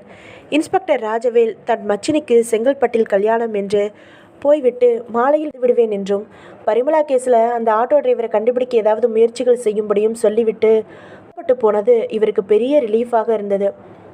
10 மணிக்கு பாலாஜி வந்து சேர்ந்தான். Good morning sir. நீங்கள் சொன்ன வேலைக்கு தனி ஆள் பத்தாது சார். என் ஃப்ரெண்ட்ஸ் 2 பேரை சேர்த்துக்க. மெட்ராஸ் பூரா சுற்றணும். தனித்தனியாக எக்ஸிபிஷனில் உள்ள இட மிஷினையும் விடலை. சில ஹோட்டல்ஸில் கூட சார் அதையும் விடலை. கிட்டத்தட்ட 20 தேறிடுச்சு. இந்தாங்க. பாக்கெட்டில் இருந்து 20 எடை அட்டைகளை அள்ளி மேஜையில் போட்டான் பாலாஜி. அவற்றில் பல அட்டைகளின் ஓரத்தில் 6704947618 என்ற சீரியல் ஆகி இருந்தது. சிலவற்றில் அவை இல்லை. சீரியல் எண் இல்லாததை முதலில் ஒதுக்கினார். இப்போ 14 தேறியது. பீரோவை திறந்து மேனகாவின் பைக்குள்ளிருந்து எடை அட்டையை மூளைகளில் பிடித்து எடுத்து மேஜை மேல் வைத்தார். அந்த அட்டையோட ஓரத்தில் 71945 என்று சீரியல் நம்பர் இருந்தது. பாலாஜி, இந்த நம்பருக்கு பக்கமாக இருக்கிற மாதிரி அட்டை இதில் இருக்கா பாருங்க. இதோ இருக்கே, 72113 என்று அட்டையை எடுத்து கொடுத்தான் பாலாஜி. மற்ற அட்டைகள் 4567 என்று துவங்கின. சம்பந்தமில்லாமல் இருந்தன. இந்த ஒரு அட்டை மட்டும்தான் அந்த எண்ணுக்கு அருகாமையில் உள்ள எண்ணெய் இருக்குது. என்ன வித்தியாசம் கலிங்க? 168 சார். அந்த பணத்தோட கைரேகைகள் எடுத்தோம் பாலாஜி. இந்த இடையில உள்ள ரேகை அதில் பொருந்ததுன்னு தெரிஞ்சுக்கிட்டாச்சு. அதாவது இறந்தவங்களோட எடை அட்டை தான் இது. எங்கே எடை போட்டான்னு தெரிஞ்சுக்க தான் இந்த வேலையை செய்ய சொன்னேன். குறிப்பிட்ட மிஷினில் அவள் எடை பார்த்ததுக்கப்புறம் இந்த 2 நாளில் 168 பேர் பார்த்துருக்காங்க. குறிச்சிருக்கீங்களா? எந்த இடத்துல உள்ள மிஷின் இது? பாலாஜி அட்டையை திருப்பி எழுதின குறிப்பை பார்த்தான். எக்மோர் ரயில்வே ஸ்டேஷனில் போட்டேன் சார். இது நானே போய் போட்ட சீட்டுகளில் ஒன்று. பாலாஜி, கொலை நடந்ததா நாள் ராத்திரி, அதாவது 14ஆம் தேதி ராத்திரி. என் யூகம் என்ன சொல்லுது தெரியுமா? பரிமளான்னு வச்சு பேசுவோம். உண்மை பேர் தெரிகிற வரைக்கும் இந்த பரிமளா உள்ளூர் பொண்ணு இல்லை. ஏன்னா இந்த 2 நாளில் வீட்டில் யாருமே லேடியை காணோம்னு ரிப்போர்ட் பண்ணலை. அதனால் வெளியூர் பொண்ணு. உறுதி செய்கிற மாதிரி ஹேண்ட்பேக்கில் எக்ஸ்ட்ராவாக ஒரு சேலை ஜாக்கெட் வேறு இருக்குது. அதனால் என் யூகம் என்ன தெரியுமா? பரிமளா 14ஆம் தேதி காலையில் வெளியூர்லேருந்து எக்மோருக்கு ரயிலில் வந்து இறங்கியிருக்கா. வெளியில் வந்து தன் எடையை பார்த்துருக்கா. பொருந்துதா? பொருந்துது சார். ஆனால் எக்மோருக்கு ஒரு நாளில் எத்தனை ட்ரெயின் வருது? இதில் இவ யாருன்னு எப்படி கண்டுபிடிப்பீங்க? வாய்ப்பு இருக்குது பாலாஜி. எதையுமே முடியாதுன்னு நினைக்காதீங்க. அவள் ரிசர்வ் கம்பார்ட்மெண்ட்டில் வந்திருந்து நம்ம வேலை குறையும். மேனகாவோட டிக்கெட்டை பாக்கெட்டில் வைத்து கொண்டு புறப்பட்டார் தயாளன். பிடிவாதமாக பாலாஜியும் அவருடன் ஒட்டி கொண்டான். சதர்ன் ரயில்வே நிர்வாக அலுவலகத்தில் ஜோனல் மேனேஜரை அடுத்த அரை மணியில் சந்தித்து தன்னை அறிமுகப்படுத்தி கொண்டான். எக்மோரில் 14ஆம் தேதி காலையில் பயணிகள் கிட்டேருந்து கலெக்ட் செஞ்ச டிக்கெட்டுகள் எல்லாம் வேணும் சார். 2 மணி நேரத்தில் அதில் ஒன்று குறையாமல் திரும்ப ஒப்படைக்கிறேன். ஒரு முக்கியமான கொலைக்கேஸுக்கு உதவுங்க ப்ளீஸ். ஜேர்னல் மேனேஜர் மற்றொரு அதிகாரியை அழைத்து தயாளனுக்கு அவர் கேட்குற உதவியை செய்யும்படி சொன்னார். அந்த அதிகாரியுடன் எக்மோர் 14ஆம் தேதி அன்று பயணிகளிடம் பெற்று கட்டி போடப்பட்டிருந்த ஆயிரக்கணக்கான டிக்கெட்டுகளை கையெழுத்து போட்டு பெற்றுக்கொண்டார். 1 மணி நேரத்தில் ஃபாரன்சிக் டிபார்ட்மெண்ட் வந்தனர். அங்கே டெக்னீஷியன் முரளி இவரின் தோஸ்த். முரளி, நான் ஒரு வேலை தர போகிறேன். மழை போயிடாத. இப்போ ரேகை எடுக்கிறது, அதை ஒப்பிட்டு பார்க்குறது, இதுக்கெல்லாம் நவீன கம்ப்யூட்டர்ஸ் வந்துட்டதால இவ்வளவு பெரிய வேலையை தர்றேன். வேலை என்னப்பா அதை சொல்லு என்றார் அலி. அதாவது பரிமளா கேஸில் அவளோட ரேகை எடுத்தோம்ல, அந்த ரேகை இந்த டிக்கெட்டில் எதாவது பொருந்துதான்னு பார்க்கணும். எக்மோரில் பெற்று வந்த டிக்கெட் பண்டல்களை பார்த்ததும் மயக்கம் போட்டு விழாத குறை முரளிக்கு.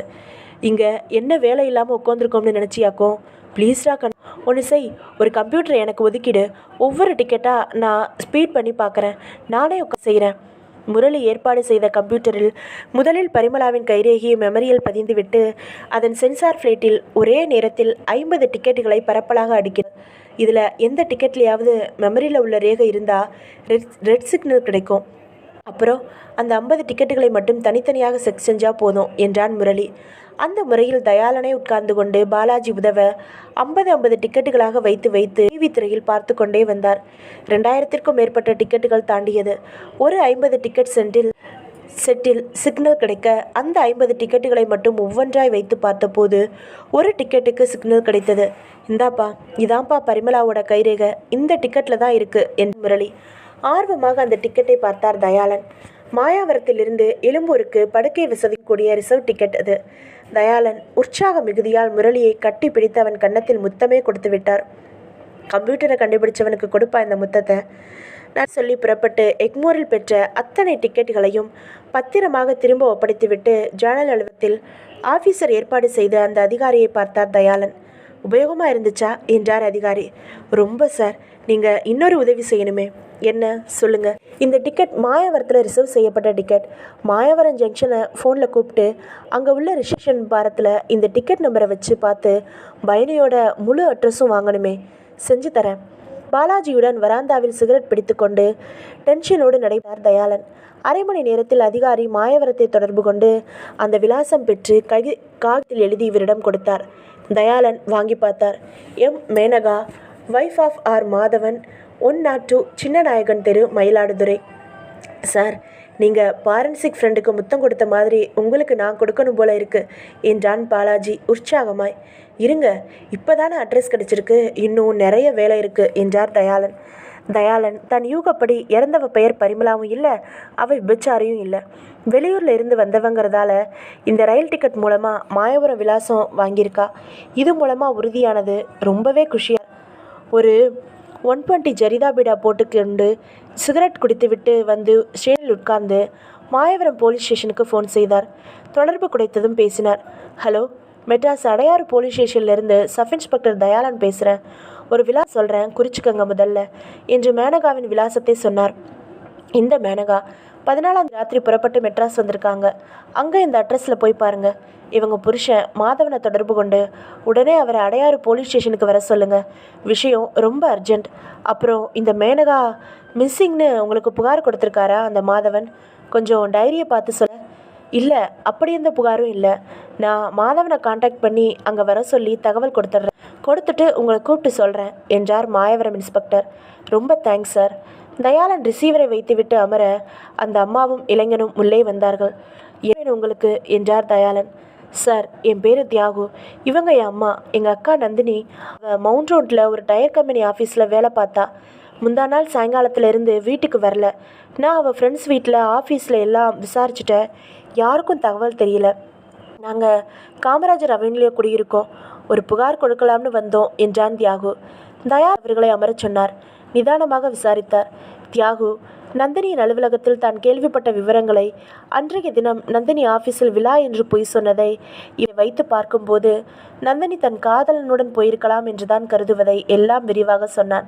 தயாளன் டைரக்டரை அழைத்து இவரிடம் விரிவான புகார் ஒன்றை எழுதி வாங்கி கொள்ள சொன்னார். உங்கள் அக்காவோட ஃபோட்டோ கொண்டாந்தீங்களா தியாகு? கொண்டாந்திருக்கேன் சார். வாங்கி பார்த்து. இளம்பை துள்ளும் முகம், வசீகரமான கண்கள், கருப்பு வெள்ளை படத்திலேயே வருட தூண்டும் ஈர்ப்பு மிக்க உதடுகள். முந்தா நாள்னா 14ஆம் தேதி தானே? ஆமாம் சார். அன்றைக்கி உங்கள் அக்கா என்ன ட்ரெஸ் போட்டிருந்தாங்கன்னு நினைவிருக்கா? ப்ளூ கலரில் 3 பிடி போட்டிருந்தா சார். உங்கள் புகாரில் அதையெல்லாம் குறிப்பிடுங்க. அவங்க வேலை பார்த்த கம்பெனி அட்ரஸ் நோட் பண்ணுங்கள். வீட்டில் நல்லா பார்த்துட்டிங்களா? உங்களுக்கு ஏதாவது லெட்டர் எழுதி வச்சுட்டு போயிருக்காங்களாம்? நல்லா பார்த்துட்டேன் சார்.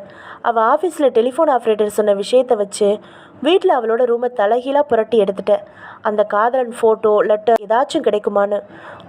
அப்படி எதுவும் கிடைக்கல. தயாளன் அமைதியாக இருந்தார். அந்த அம்மாக்கள் அடைக்க சொன்னார். ஐயா, என் மகனுக்கு இங்கே வர இஷ்டமே இல்லைங்க. ஓடுகாலியை தேட வேண்டிய அவசியம் இல்லைன்னு கோபமாக சொல்லிட்டான். அவன் தன்னோட சந்தோஷத்துக்காக எங்களை விட்டுட்டு போயிடணும். பெத்த மனசு கேட்க மாட்டேங்குது சார். அவன் நல்லா இருக்கட்டும், ஆனால் நல்லா இருக்கிறத நாங்கள் தெரிஞ்சுக்க வேணாமா? அதனால தான் என் மகனை சமாதானப்படுத்தி இங்கே கூட்டிகிட்டு வந்தேன். ஐயா, நீங்கள் தான் என் மகன் எங்கே இருக்கா என்னன்னு தேடி கொடுக்கணும். என்னால் முடிஞ்சதை செய்கிறேம்மா. நீங்கள் தைரியமாக போயிட்டு வாங்க. தியாகு விரிவாக எழுதி கொடுத்து விட்டு புறப்பட்டு சென்றதும் மாயவரத்திலிருந்து ஃபோன் வந்தது. சார், நீங்கள் சொன்ன விலாசத்தில் வீடு இருக்குது. பக்கத்து வீட்டில் விசாரித்தோம். அந்த மேனகா மெட்ராஸுக்கு தான் வந்தாங்களாம். நேற்று திரும்பிடுறதா சொன்னாங்களாம், ஆனால் வரலையாம். அவங்க புருஷன் மாதவன் எங்களை மருந்து கம்பெனியில் ரெப்ரசன்டேட்டிவா. கம்பெனியில் ஏதோ கான்ஃபரன்ஸ்னு கொச்சின் போய் 3 நாளாச்சான். ஐசி கொச்சினில் எங்கே தங்கியிருக்காருன்னு விசாரிச்சிங்களா? கேட்டோம், அவங்களுக்கு தெரியல. மெட்ராஸில் அந்த கம்பெனிக்கு ஒரு ஆஃபீஸ் இருக்குதான், அங்கே கேட்டிங்கன்னா தெரியலாம். தேங்க்யூ. தயாளன் வைத்துவிட்டு டெலிஃபோன் டைரக்டரியை புரட்டி யூனிஷெங்கோ கம்பெனியின் சென்னை அலுவலகத்தின் எண்ணை கண்டுபிடித்து தொடர்பு கொண்டான். கொச்சின் கான்ஃபரன்ஸ் எதுவும் நடக்கிறதா என்று விசாரித்தார். ஹோட்டல் லைஃப்னா இன்டர்நேஷ்னல் நடக்கிறதாவும் இன்னைக்கு இறுதி நாள் என்றும் தெரிவித்தனர். ஹோட்டல் ஸ்வப்னாவின் ஃபோன் நம்பரை அவர்களிடம் கேட்டு தெரிந்து கொண்டு மாதவன் பெயரில் உடனே பிபி அர்ஜென்ட் கால் போட்டார் தயாளன். யூனிஷெங்கோ கம்பெனியின் மாயவரம் ஏரியா ரெப்ரசன்டேட்டிவ் கான்ஃபரன்ஸ் காலில் இருப்பார் என்று குறிப்புகள் கொடுத்தார். 30 நிமிடத்தில் கால் கிடைத்தது. ஹலோ, மாதவன் பேசுகிறேன். யார்? மெட்ராஸ்லேருந்து அடையார் போலீஸ் ஸ்டேஷன்லேருந்து பேசுகிறோம். போலீஸ் ஸ்டேஷனா? ஆமாம், பதற வேண்டாம். உங்கள் ஒய்ஃப் தானே மேனகா? ஆமாம். அவளுக்கு என்ன சார்? ஒன்றுமில்லை, ஒரு சின்ன ஆக்சிடெண்ட், ஹாஸ்பிட்டலில் அட்மிட் பண்ணியிருக்கோம். நீங்கள் புறப்பட்டு இங்கே ஸ்டேஷன் வாங்க, உடனே புறப்படுங்க. இங்கே மெட்ராஸில் அவங்க எங்கே தங்கியிருந்தாங்க? அவள் சித்தி வீட்டில் சார். ப்ளீஸ் சொல்லுங்கள், என்ன விபத்து? மேஜரா? உணர்வோடு இருக்காளா? எப்படி? பதறாமல் வாங்க மிஸ்டர். விபத்துங்கிறதே எதிர்பாராத தானே. அந்த சித்தி வீடு அட்ரஸ் சொல்லுங்கள். மாதவன் சொல்லி தயாளன் குறித்து கொண்டார். எதுக்காக மெட்ராஸ் வந்தாங்க அவங்க? மாதவன் விவரங்களை சொன்னான். கொச்சின்லேருந்து மெட்ராஸ்க்கு ஈவினிங் ஒரு ஃப்ளைட் இருக்குது சார். எப்படியும் அதில் டிக்கெட் வாங்கிட்டு வந்துடுங்க. தயாளன் ஃபோனை வைத்துவிட்டு பெருமூச்சு விட்டார். எவ்வளவு பதறான்! விபத்துன்னு தான் நினச்சிக்கிட்டு இருக்கான். இங்கே வந்து உண்மை தெரிஞ்சதும் பாவம் எவ்வளவு சிதறி போவான். அன்பான மனைவியோட இழப்புங்கிறது, அதுவும் இத்தனை இளமையில் கொடுமையான இழப்பு. அநியாயம். பாவிகள் தாலி முதற்கொண்டு அறுத்து விபச்சாரம் பட்ட கட்டி அநாத பிணம் போல எரிச்சு இதோட பின்னணியில் யார் இருந்தாலும் விட போகிறதும் இல்லை. மாம்பழத்தில் அந்த ஃப்ளாட்டின் அழைப்பு மணி அழித்து விட்டு காய்ந்தார் தயாளன். கதவை திறந்து வேட்டியை கட்டி பனியன் அணிந்த சுப்பிரமணியன் மேனகாவின் சித்தி கணவன் போலீஸ் சுடிப்பை பார்த்து திணறினான். நீங்கள் மிஸ்டர் சுப்பிரமணியன்? ஆமாம், நான் தயாளன், எஸ்ஐ. கொஞ்சம் விசாரிக்கணும். உள்ளே வந்து அமர்ந்தார். சமையல் அறையிலிருந்து வந்து அவர்களை முகத்தில் கேள்விகளோடு பார்த்தாள் மேனகாவின் சித்தி. மிஸ்ஸஸ் மேனகா மாயவரத்துலேருந்து என்னைக்கு வந்தாங்க? முந்தா நாள் காலையில் கம்பனில் வந்தா. நல்லா தூங்கிட்டு மாம்பழத்தில் இறங்க மறந்துட்டு எக்மோரில் இறங்கி ஆட்டோ பிடிச்சிட்டு வந்தா. எதுக்காக விசாரிக்கிறீங்க சார்? சொல்கிறேன். சாயங்காலம் அவங்க எங்கே போனாங்க? பேங்க் பரீட்சை எழுதுறதுக்காக வந்தா. குளிச்சுட்டு டிஃபன் சாப்பிட்டுட்டு போய் எழுதினா வந்தா. சாப்பிட்டா, பேசிகிட்டு இருந்தா. 7 மணிக்கு புறப்பட்டுட்டா. மீனம்பாக்கத்தில் அவள் ஃப்ரெண்டு ஒருத்தியை பார்த்துட்டு ராத்திரி அவள் வீட்டிலையே தங்கிட்டு காலையில் மாயவரம் போயிடுவேன்னு சொல்லிட்டு ஆட்டோவில் புறப்பட்டு போனா. கூட யாரும் இல்லையா? இல்லை, வேணாம், நான் போய்க்கிறேன்னு சொல்லிட்டா. துணிச்சலான பொண்ணு. ஆட்டோ ஸ்டாண்டு போய் ஏறா? தெரியாது சார். எந்த ஆட்டோவில் ஏறினால்னு பார்க்கல. ஐசி. மீனம்பாக்கத்தில் ஃப்ரெண்டு யார்? அந்த அட்ரஸ் தெரியுமா? தெரியாது சார். ஃப்ரெண்டுன்னு தான் சொன்னான். நாங்களும் கேட்டுக்கல. நேற்று சாயங்காலம் கூட நாங்கள் பேசிக்கிட்டு இருந்தோம். காலை கெட்டு கிடக்குது, மேனகாவோட துணையாக போயிருக்கலாமேன்னு. பேப்பரில் யாரோ பரிமளான்னு பிராஸ்டியூட்டை கூட நகைக்காக கொண்டதாக போட்டிருந்தானா, அதை பார்த்து பேசிக்கிட்டு இருந்தோம். அது பரிமளா இல்லை சார், உங்கள் மேனகா. இந்த ஃபோட்டோவை பாருங்கள். கடற்கரையோரத்தில் எடுக்கப்பட்ட பிணத்தின் புகைப்படங்கள். முகம் மட்டும் க்ளோஸ்அப்பில் இருக்கும் படத்தை பேண்ட் பாக்கெட்டில் இருந்து எடுத்து காட்ட ஐயோ என்று எழுந்து விட்டார் சுப்பிரமணியன். இது எங்கள் மேனகா தான் சார். என்ன இது, கண்ணொரு மாதிரி இப்பாக இருக்குது. என்ன இவளுக்கு? கொலை செய்யப்பட்டிருக்காங்க சார் என்றார் தயாளன் நிதானமாக. உட்கார்ந்து பேசுடா அவினாஷ். நீ பாட்டுக்கு காலில் சக்கரம் கட்டிக்கிட்டு சுற்றிக்கிட்டே இருந்தா எப்படி? கல்யாணம் உனக்குத்தானே என்றாள் அம்மா. வெளியில் புறப்படும் அவசரத்தில் இருந்த அவினாஷ் தன் அம்மின் அருகில் சோஃபாவில் அமர்ந்தான். உட்கார்ந்தாச்சு. சொல்லு, என்ன? உன் மாமனார் முகூர்த்த தேதிகள் 3 பார்த்துருக்காரு. ஃபோனில் சொன்னார். அதில் உனக்கு எது சௌகரியமோ அதை தீர்மானிச்சிடலாம்னு சொன்னார். பாரு, எது உனக்கு சௌகரியம்? அம்மா ஒரு காகிதத்தில் குதித்திருந்த தேதிகளை காட்டினாள். July 27, August 14, August 25. என்னம்மா இது? இன்னைக்கு ஜூலை 16. இன்னும் 11 நாளில் கூட ஒரு தேதி குறிச்சிருக்காரு. முடியுமா? அவன் கல்யாணம்னா எவ்வளவு வேலைகள் இருக்குது. டேய், அதை பற்றி உனக்கு என்ன கவலை? 4 நாளில் கல்யாணம் வச்சுக்கிட்டாலும் செய்ய முடிகிற பணபலம் 2 இருக்குது. உனக்கு ஜூலை 27 சரினா சொல்லு, நான் சொல்லிடுறேன். அவினாஷ் யோசித்தான். செய்த 2 கொலைகளையும் சாமியமாக மழுப்பி வந்தாச்சு. அதில் மாட்டிக்கிற சந்தர்ப்பமே இல்லை. இருந்த போதிலும் எவ்வளவு சீக்கிரம் சாரங்கபாணியோட மாப்பிள்ளை யாரோனோ அது எனக்கு நல்லது. ரொம்பவே செல்வாக்கு உள்ளவர். திருமணத்துக்கு பிறகு இந்த பூதங்கள் புறப்பட்டால் கூட மருமகனை விட்டுத்தர முடியாமல் தன்னோட செல்வாக்கால திடுவார். சரிம்மா, ஜூலை 27 எனக்கு சம்மதம் என்றான் அவினாஷ். மேனகாவின் சித்தியின் ஃப்ளாட் இடத்தை விட்டு இறங்கின தயாளன் அந்த சாலையில் சுற்றும் முற்றும் பார்த்தார். சற்று தூரத்தில் ஆட்டோ ஸ்டாண்ட் இருந்தது. அங்கே 10-15 வண்டிகள் நின்றன. டிரைவர் கூடி நின்று அரட்டை எடுத்து கொண்டிருந்தார்கள். ஒருவன் அரசியல் நாளேட்டை பிரித்து சத்தமாக படித்து கொண்டிருந்தார். தயாளன் அவர்களை அணுகினார், கனைத்தார். அவர்கள் திரும்பி பார்த்தார்கள். மடக்கி கட்டின லுங்கிகளை அவிழ்த்து விட்டார்கள். அதோ அந்த ஃப்ளாட்லேருந்து முந்தா நாள் ராத்திரி 7 மணிக்கு மேலே ஒரு பொண்ணு மீனப்பாக்கத்துக்கு ஆட்டோ பிடிச்சி போயிருக்கா. க்ரீம் கலர் சேலை, ஒத்த பின்னல், கையில் ப்ரௌன் கலர் பேக், கல்யாணமான பொண்ணு. உங்கள் ஸ்டாண்டில் யாராச்சும் சவாரி போனீங்களா? நல்லா யோசித்து சொல்லுங்கள். மீனம்பாக்கம்னா ஏர்போர்ட்டுக்கு இல்லை, அங்கே ஒரு வீட்டுக்கு. அவர்கள் தங்களுக்குள் பார்த்து கொண்டார்கள், யோசித்தார்கள். டே, நம்ம நடராஜ அண்ணன் ஏற்றிட்டு போன சவாரியாக இருக்குமா?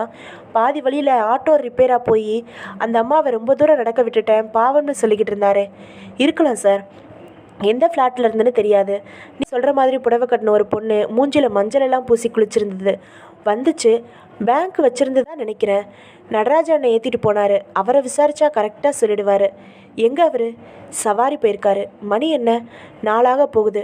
அவர் சாப்பாடு இங்கே இருக்குது, இன்னும் சாப்பிடல. அவர் வந்துடுவார் இப்போது. தயாளன் தை பைக்கை ஸ்டாண்ட் போட்டு நிறுத்தி அதில் சாய்ந்து சிகரெட் பிடித்து கொண்டு காத்திருந்தார் நடராஜனுக்காக. அதே தினம், ஆனால் அதே நேரம் அல்ல. அலுவலகத்தில் பிஸியாக இருந்த அவினாஷ் ஒலித்த ஃபோனை எடுத்தபோது மணி மதியம் 3. Hello, Avinash here.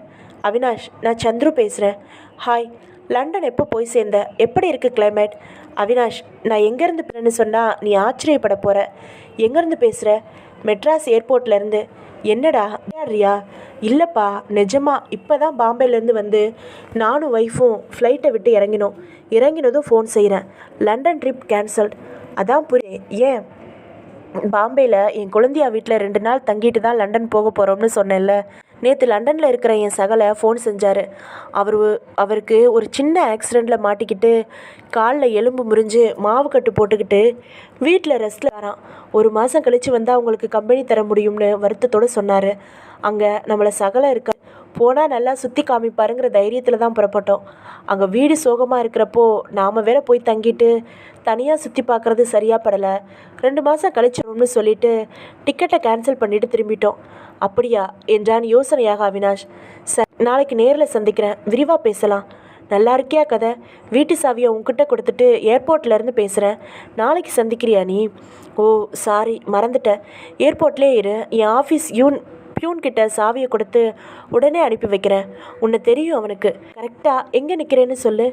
நான் எங்கேயும் நிற்கலை. டாக்ஸி பிடிச்சி நேராக எங்கள் வீட்டுக்கு போயிடுறேன். நீ வீட்டுக்கு கொடுத்தனுப்பு. அவன் வர்ற வரைக்கும் வாசலில் இருக்கோம். ஓகே என்று ஃபோனை வைத்த அவினாஷ் சிந்தனையில் ஆழ்ந்தான். 20 நாளாகும் சொன்னவன் இப்படி திடீர்னு வந்துக்கிறானே, அதனால் என்ன? அந்த கிணறு பள்ளத்துக்குள்ளே இறங்கி போய் தோண்டி பார்க்க போகிறானா? வீட்டில் எந்த தரமும் நான் விடலையே, அப்புறம் என்ன பயம்? ஆனாலும் அவினாஷிற்குள் ஒரு புதிய படபடப்பு ஏற்பட்டது. பகுதி 9. 10 நிமிடத்தில் அந்த நடராஜன் தன் ஆவில் வந்து விட்டான். தயாளன் அவனிடம் விசாரித்து புகைப்படம் காட்ட, அட ஆமாம், இந்த அம்மா சார். என்னாச்சு? செத்து போச்சுதா? பாவமே, மெயின் ரோட்டில் திடீர்னு வண்டி ட்ரபிள் பண்ணிடுச்சு சார். அவங்க என்னமோ ஒரு நகர் எக்ஸ்டென்ஷன் போகணும்னு சொன்னாங்க. பாரதியார் நகர் எக்ஸ்டென்ஷன். நடந்து போங்கம்மான்னு இறக்கி விட்டுட்டேன். வேற என்ன செய்ய முடியும்? அப்போது எத்தனை மணி இருக்கும்? 8 மணி இருக்கும்னு நினைக்கிறேன். வீட்டு நம்பர் சொன்னாங்களா? இல்லையே சார், கையில் விலாசம் எழுதி சீட்டை வச்சுருந்தாங்க. பாரதியார் நகர் எக்ஸ்டென்ஷன்னு கரெக்டாக நினைவிருக்கா? அது கரெக்டு தான் சார். முந்தா நாள் ராத்திரி நடந்தது தானே, அதுக்குள்ளே எப்படி மறக்கும்? எப்படி சார் செத்துச்சு? கொலையா? அவனுக்கு பதில் சொல்லாமல் யோசனையில் ஆழ்ந்தார் தயாளன். இந்த கேஸு அநியாயத்துக்கு வேலை வாங்குதே. மீனம்பாக்கம்னா தன்னோட தோழியோட பேரை சித்திட்ட சொல்லியிருக்கக்கூடாதா? பாரதியார் நகர் எக்ஸ்டென்ஷனில் எத்தனை வீட்டுக்கு போனான்னு ஒவ்வொரு வீடாக போய் விசாரிக்க முடியுமா? அது சரி, 8 மணிக்கு மீனம்பாக்கத்தில் இருந்த மேனகா பெசன் நகர் கடற்கரைக்கு ஏன் எப்படி வந்தா? ஒருவேளை இந்த ஆட்டோ டிரைவர் தான் மீனம்பாக்கத்துக்கு பதிலாக பெசன் நகருக்கு போய் கழுத்தை நெரிச்சொன்னு நகைகளை எடுத்தானோ? அகல்யா குரூப்பில் தொடர்புள்ள ஆசாமியோ? ஆனால் பதிலில் போய் இல்லையே, கண்களில் வீசம் தெரியலையே. இவனாக இருந்தால் இப்படி டக்குன்னு இந்த பொண்ணை நான் ஏற்றிட்டு போனேன்னு ஒத்துக்குருவானா? பைக்குக்கு பின்னாடி உட்காரு, என்னோட வா. அந்த பொண்ணை கரெக்டாக எங்கே இறக்கி விட்டேன்னு காட்டிட்டு நீ போயிடலாம் என்றான் தயாளன். சரிங்க சார் என்று உடனே நாள் அமர்ந்த அவனை, இருப்பா, நீ இன்னும் சாப்பிடலே. நாங்கள் சாப்பிடு, வெயிட் பண்ணுற. 10 நிமிஷத்தில் ஒன்றும் குடிமுழுகிட போயிடாது, சாப்பிட்டுட்டு வா என்றார் தயாளன். மீனம்பாக்கில் மேனகாவை இறக்கிவிட்ட இடத்தை காட்டினான் நடராஜன். நேர் எதிராக முக்கிய சாலையில் இருந்து பிரிந்த பாரதியார் நகருக்கு செல்லும் கிளை சாலையில் அவள் நடக்க ஆரம்பித்ததை பார்த்ததாகவும் தெரிவித்தான். பாரதியார் நகருக்கு வந்தார்கள். ஒரு கடை வாசலில் நிறுத்தி, பாரதியார் நகர் எக்ஸ்டென்ஷன் எங்கப்பா இருக்கு என்று விசாரித்தார் தயாளன். அது பேருக்கு தான் சார் எக்ஸ்டென்ஷன், ஒரே ஒரு வீடு தான் இருக்கு, அங்கே மிச்சமெல்லாம் மனைங்கள், வழியை சொல்லுப்பா நீ. சொல்லப்பட்ட வழியில் பைக்கை செலுத்திய தயாளன் பாரதிய நகரில் இருந்து அந்த புதிய எக்ஸ்டென்ஷனுக்கு பிரிந்து செல்லும் சாலை செம்மண் சாலையாக இருப்பதை கவனித்தார். மேனகாவின் புடவை ஓரங்களில் இருந்த செம்மண் அழுக்கு நினைவுக்கு வந்தது. இந்த ரோடு வந்திருக்கா நிச்சயமா. அந்த சாலையின் முடிவில் காலி மனைகளுக்கு மத்தியில் சந்துருவின் வீடு மட்டும் இருந்தது. அதன் முள் கம்பி எல்லைக்குள் வெளியில் பைக்கை நிறுத்தினார், இறங்கினார். நீ இங்கேயே இருப்பா என்று விட்டு மரக்கதவின் கொக்கி நீக்கி உள்ளே நுழைய போனவர் நிதானித்தார். அருகில் முள் கம்பிகளின் உள்ளே உற்று பார்த்தார். ஒரு முள் கம்பியில் ஒரு சிறிய துண்டு கிழிந்த துணி சிக்கியிருந்தது. அது கிரீம் நிறத்தில் இருந்தது. அதை சிரமப்பட்டு கையில் எடுத்து பார்த்தார். மேனகா கிரீம் நிற சேலையின் தலைப்பில் கொஞ்சம் கிழிந்திருந்ததை கவனித்தது நினைவு வந்தது. இந்த வீட்டில் 14ஆம் தேதி இரவு மேனகா தன்னோட தோழியை சந்திக்க வந்தபோது ஏதோ விபரீதமாயிருக்கு. வீட்டின் வாசலில் இருந்த அழைப்பு மணியை அழுத்தியதும் கதவை திறந்தாள் பவானி. உள் அறையில் இருந்த சந்துருவை அழைத்தாள். தயாளன் தன்னை அறிவுப்படுத்தி கொண்டு அமர்ந்தார். உங்கள் பேர் என்னம்மா என்று நிதானமாக விசாரணையை ஆரம்பித்தார். பவானி, முன்னாள் ராத்திரி ஒரு 8:30 மணி சுமாருக்கு மாயவரத்தில் இருக்கிற உங்கள் ஃப்ரெண்டு மேனகா உங்களை பார்க்க வந்தாங்களா? முந்தா நாளா? யூ மீன் 14 என்று இடைமறித்தான் சந்துரு. ஆமாம், நாங்கள் 2 பேரும் அதுக்கு முந்தின நாள், அதாவது 13ஆம் தேதி சாயங்காலம் புறப்பட்டு பம்பாய் போனோம். இப்போ தான் அரை மணி நேரத்துக்கு முன்னாடி வீடு திரும்புகிறோம் என்று தங்கள் லண்டன் பயணம் கேன்சல் ஆன விவரங்களை சொல்லி, what is it wrong sir என்றான். மேனகா மெட்ராஸ் வந்திருக்கானே எனக்கு தெரியல. அவளுக்கு என்ன சார் என்றாள் பவானி. 14ஆம் தேதி ராத்திரி மேனகா உங்களை பார்க்க தனியாக வந்திருக்கா. வந்த இடத்துல இங்கே ஏதோ விபரீதம் நடந்திருக்கு.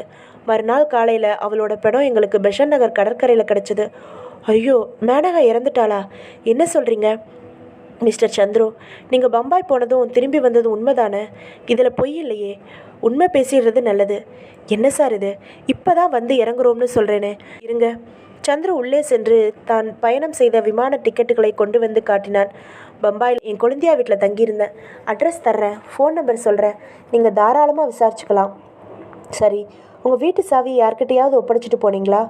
ஆமாம், என் ஃப்ரெண்டு அவினாஷ்கிட்ட ஒப்படைச்சேன். அவன் பாரத் அண்ட் பாரத் கம்பெனியில் லீகல் அட்வைஸராக இருக்கான். 2 நாளைக்கு ஒரு தடவை வந்து வீட்டை திறந்து பார்த்துக்கன்னு சொன்னேன். அவினாஷ் எப்படிப்பட்டவர்? டீசெண்டானவன் சார். கோடீஸ்வரன் சாரங்கபாணியோட ஒரே பொண்ணோட கல்யாணம் நிச்சயமாயிருக்கு. அப்படியா? 14ஆம் தேதி ராத்திரி ஒருவேளை உங்கள் ஃப்ரெண்டு இங்கே வந்து போயிருக்கலாம் இல்லையா? வந்து போனான்னு தெரியல சார். நாங்கள் விரிவாக பேசிக்கல. ஏர்போர்ட்லேருந்து அவனுக்கு ஃபோன் செஞ்சேன். ஃபியூன் மூலமாக சாவியை கொடுத்து நம்பிச்சான். தயாளன் மனதிற்குள் கணக்கு போட்டார். மேனகா இந்த வீடு வரை வந்திருக்கிறது விஷயம்.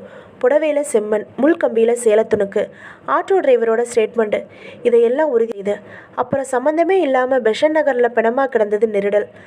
போஸ்ட்மார்ட்டம் ரிப்போர்ட் படி மேனகா இறந்த நேரம் நைட்டு 9 மணிலேருந்து 10க்குள்ளே. அந்த கொலை ஏன் இங்கேயே இருக்கக்கூடாது? நகைகளுக்கான கொலை இல்லைங்கிறது தெளிவாயிடுச்சு. வேறு எதுக்காக கொலை செஞ்சுருப்பாங்க? போஸ்ட்மார்ட்டம் ரிப்போர்ட் மேனகா உடலுறவு கொல்லப்பட்டதாக சொல்லலை. அதனால் கற்பழிப்பு முயற்சி இல்லை. ஏதாவது ஒரு விபரீதத்தை பார்க்கக்கூடாததை பார்த்து அதனால் அடைஞ்ச தண்டனையாக இருக்கலாம். அவினாஷ் குறிப்பிட்ட நேரத்தில் இங்கே இருந்தானான்னு முதல்ல தெரிஞ்சுக்கிறணும். சார், உங்கள் வீட்டு பொருட்களில் ஏதாச்சும் மாற்றங்கள் தெரியுதா? அதாவது நீங்கள் ஊருக்கு போனதுக்கப்புறம் அவினாஷ் இங்கே வந்துட்டு போன மாதிரி ஏதாச்சும் தடயங்கள் தெரியுதா? ஏதாவது கலைஞ்சிருக்குதா? வந்து என்று தயங்கினாள் பவானி தன் கணவனை பார்த்து. என்ன பவானி, எதுவாக இருந்தாலும் சார்கிட்ட சொல்லிடு என்றான் சரோ. எங்கள் பெட்ரூமில் தரையில் ஒரு நீல ஸ்டிக்கர் போட்டு கிடந்தது. நான் குங்குமம் தான் யூஸ் பண்ணுவேன். எங்கள் வீட்டில் எங்கள் 2 பேரை தவிர வேறு யாருமே இல்லை. அதுவும் இல்லாமல் மெத்த விரிப்பு லேசாக கசங்கி இருந்துச்சு. என் புருஷன்கிட்ட இதை பற்றி சொல்லணும்னு நினச்சேன். அதுக்குள்ளே நீங்கள் வந்துட்டீங்க. அட ராஸ்கல் என்றான் சந்துரு. சார், அவசி என் ஃப்ரெண்டு தான். அதுக்காக உண்மையாக சொல்லாமல் இருக்க முடியாது. அவன் கொஞ்சம் ஜாலி டைப், தண்ணி அடிப்பான். லேடிஸ் விஷயத்தில் ஈடுபாடு உண்டு. பாவி, நான் சாவி கொடுத்துட்டு போனதை மிஸ்யூஸ் பண்ணிட்டான் போல இருக்கு. இதையெல்லாம் நிறுத்துக்கன்னு அன்னைக்கு கூட ஃபோனில் சொன்னேன். ஒரு நாள் சினிமா தேட்டரில் ஒரு அழகான பொண்ணு கூட பார்த்தேன். யாரடான்னு என் லவ்வர்னு சொன்னான். அன்னைக்கே ஃபோனில் அவள் ஜஸ்ட் ஃப்ரெண்டு தான்னு சொன்னான். அந்த லவ்வர் பேர் என்ன சொன்னார்? நந்தினின்னு நினைக்கிறேன். தயாளன் பொறி தட்டியது. மதியம் அந்த அம்மாவும் பையனும் வந்து நந்தினியை காணவில்லை, தன் காதலனுடன் போயிருக்கலாம் என்று நினைப்பதாக சொன்னார்களே, அதுவும் 14ஆம் தேதி மாலை முதல் காணவில்லை.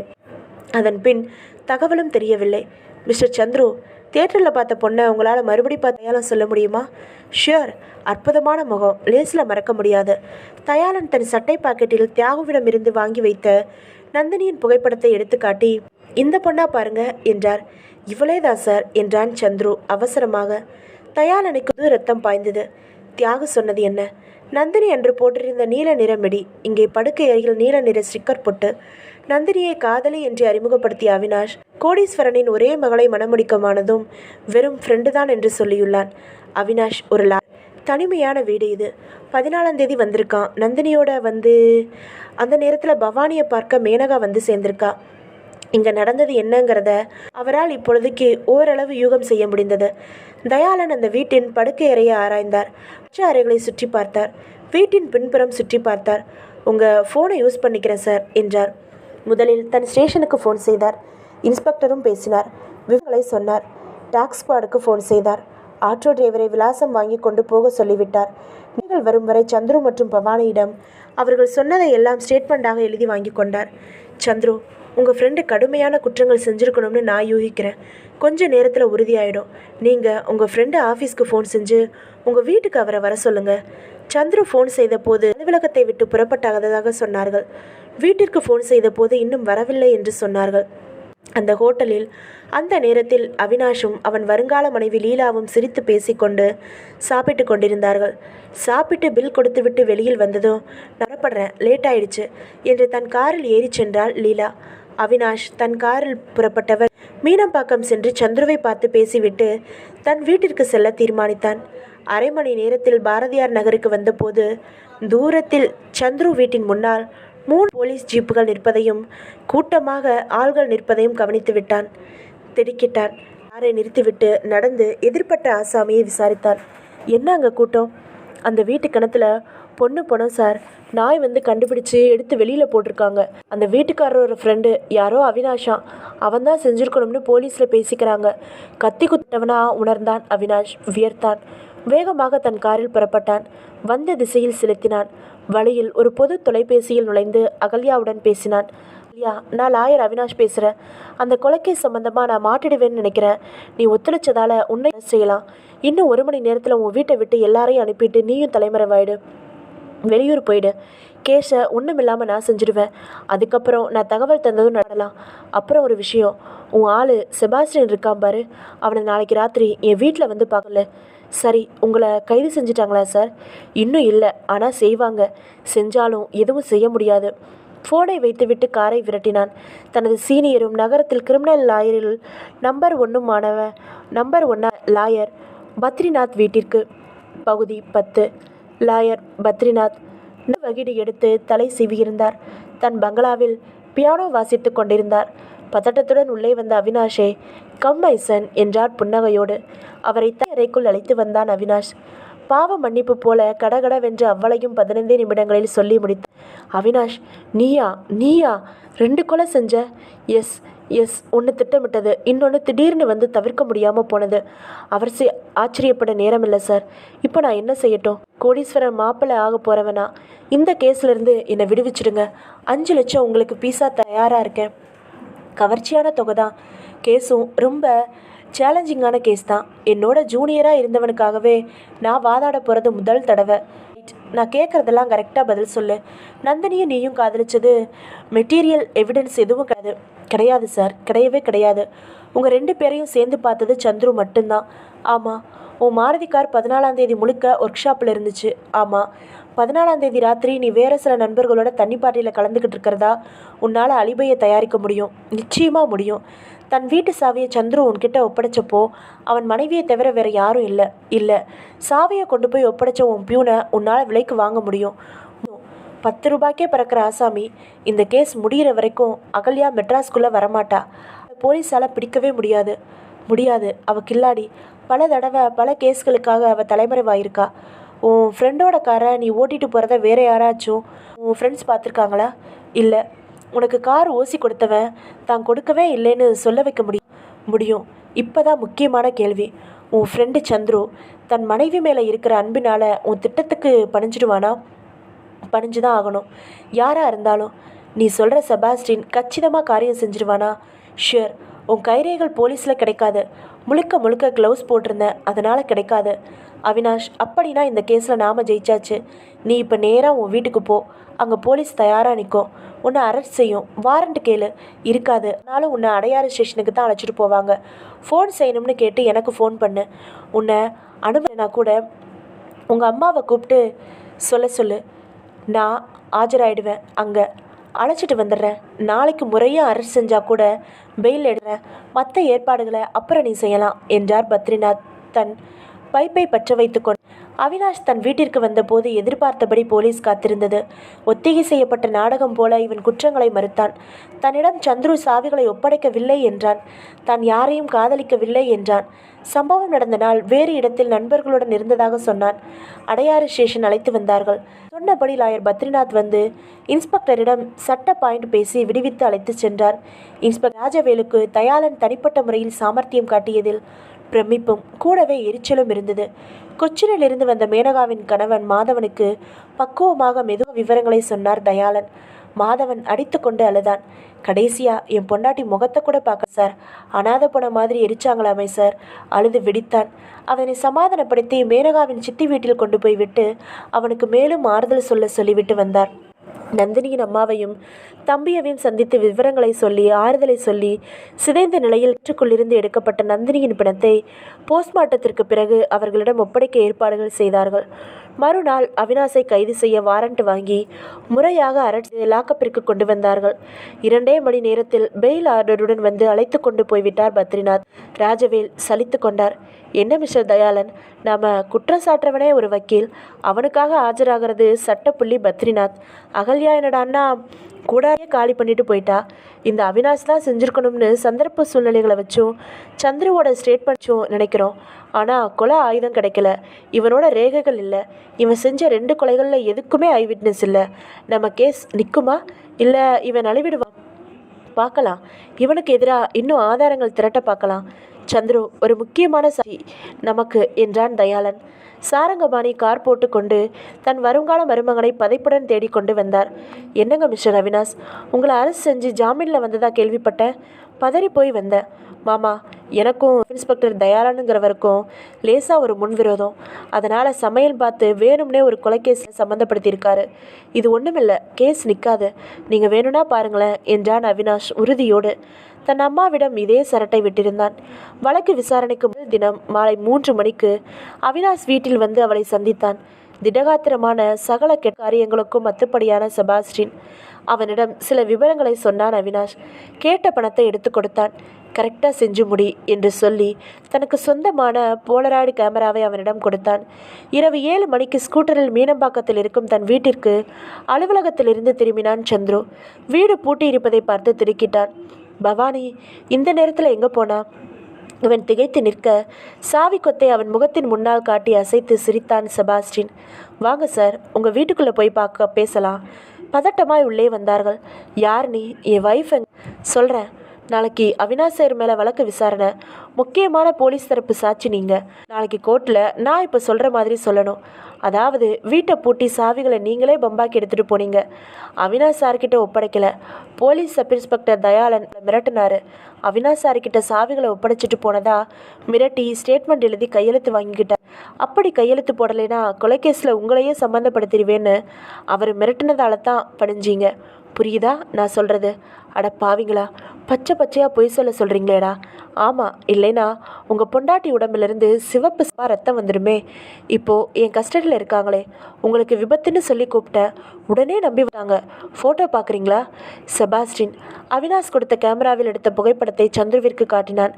அதில் ஒரு அறையில் தூணில் அவன் மனைவி பவானி கட்டுப்படப்பட்டிருந்தாள். ஃபோட்டோவை திரும்ப பெற்றுக்கொண்ட செபாஸ்டின், அப்போ நான் வரட்டுமா?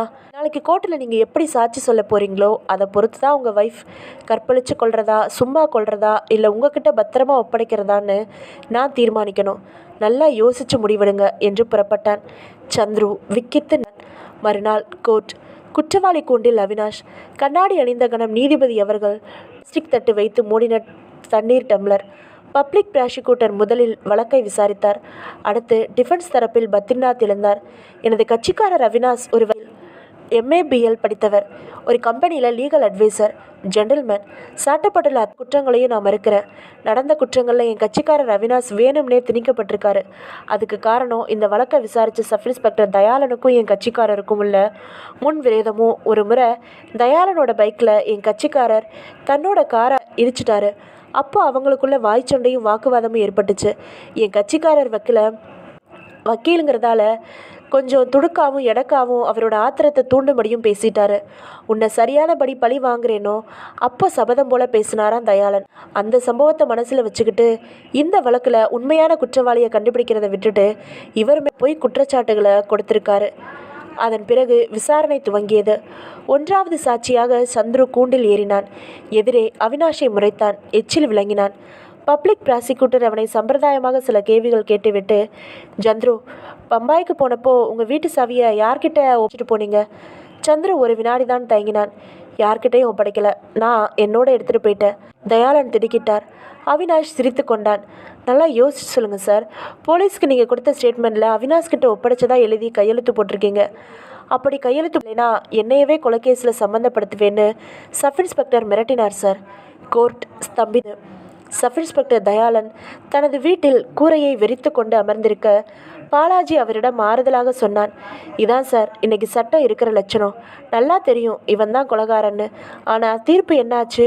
போதுமான ஆதாரங்கள் இல்லைன்னு தள்ளுபடி ஆயிடுச்சு.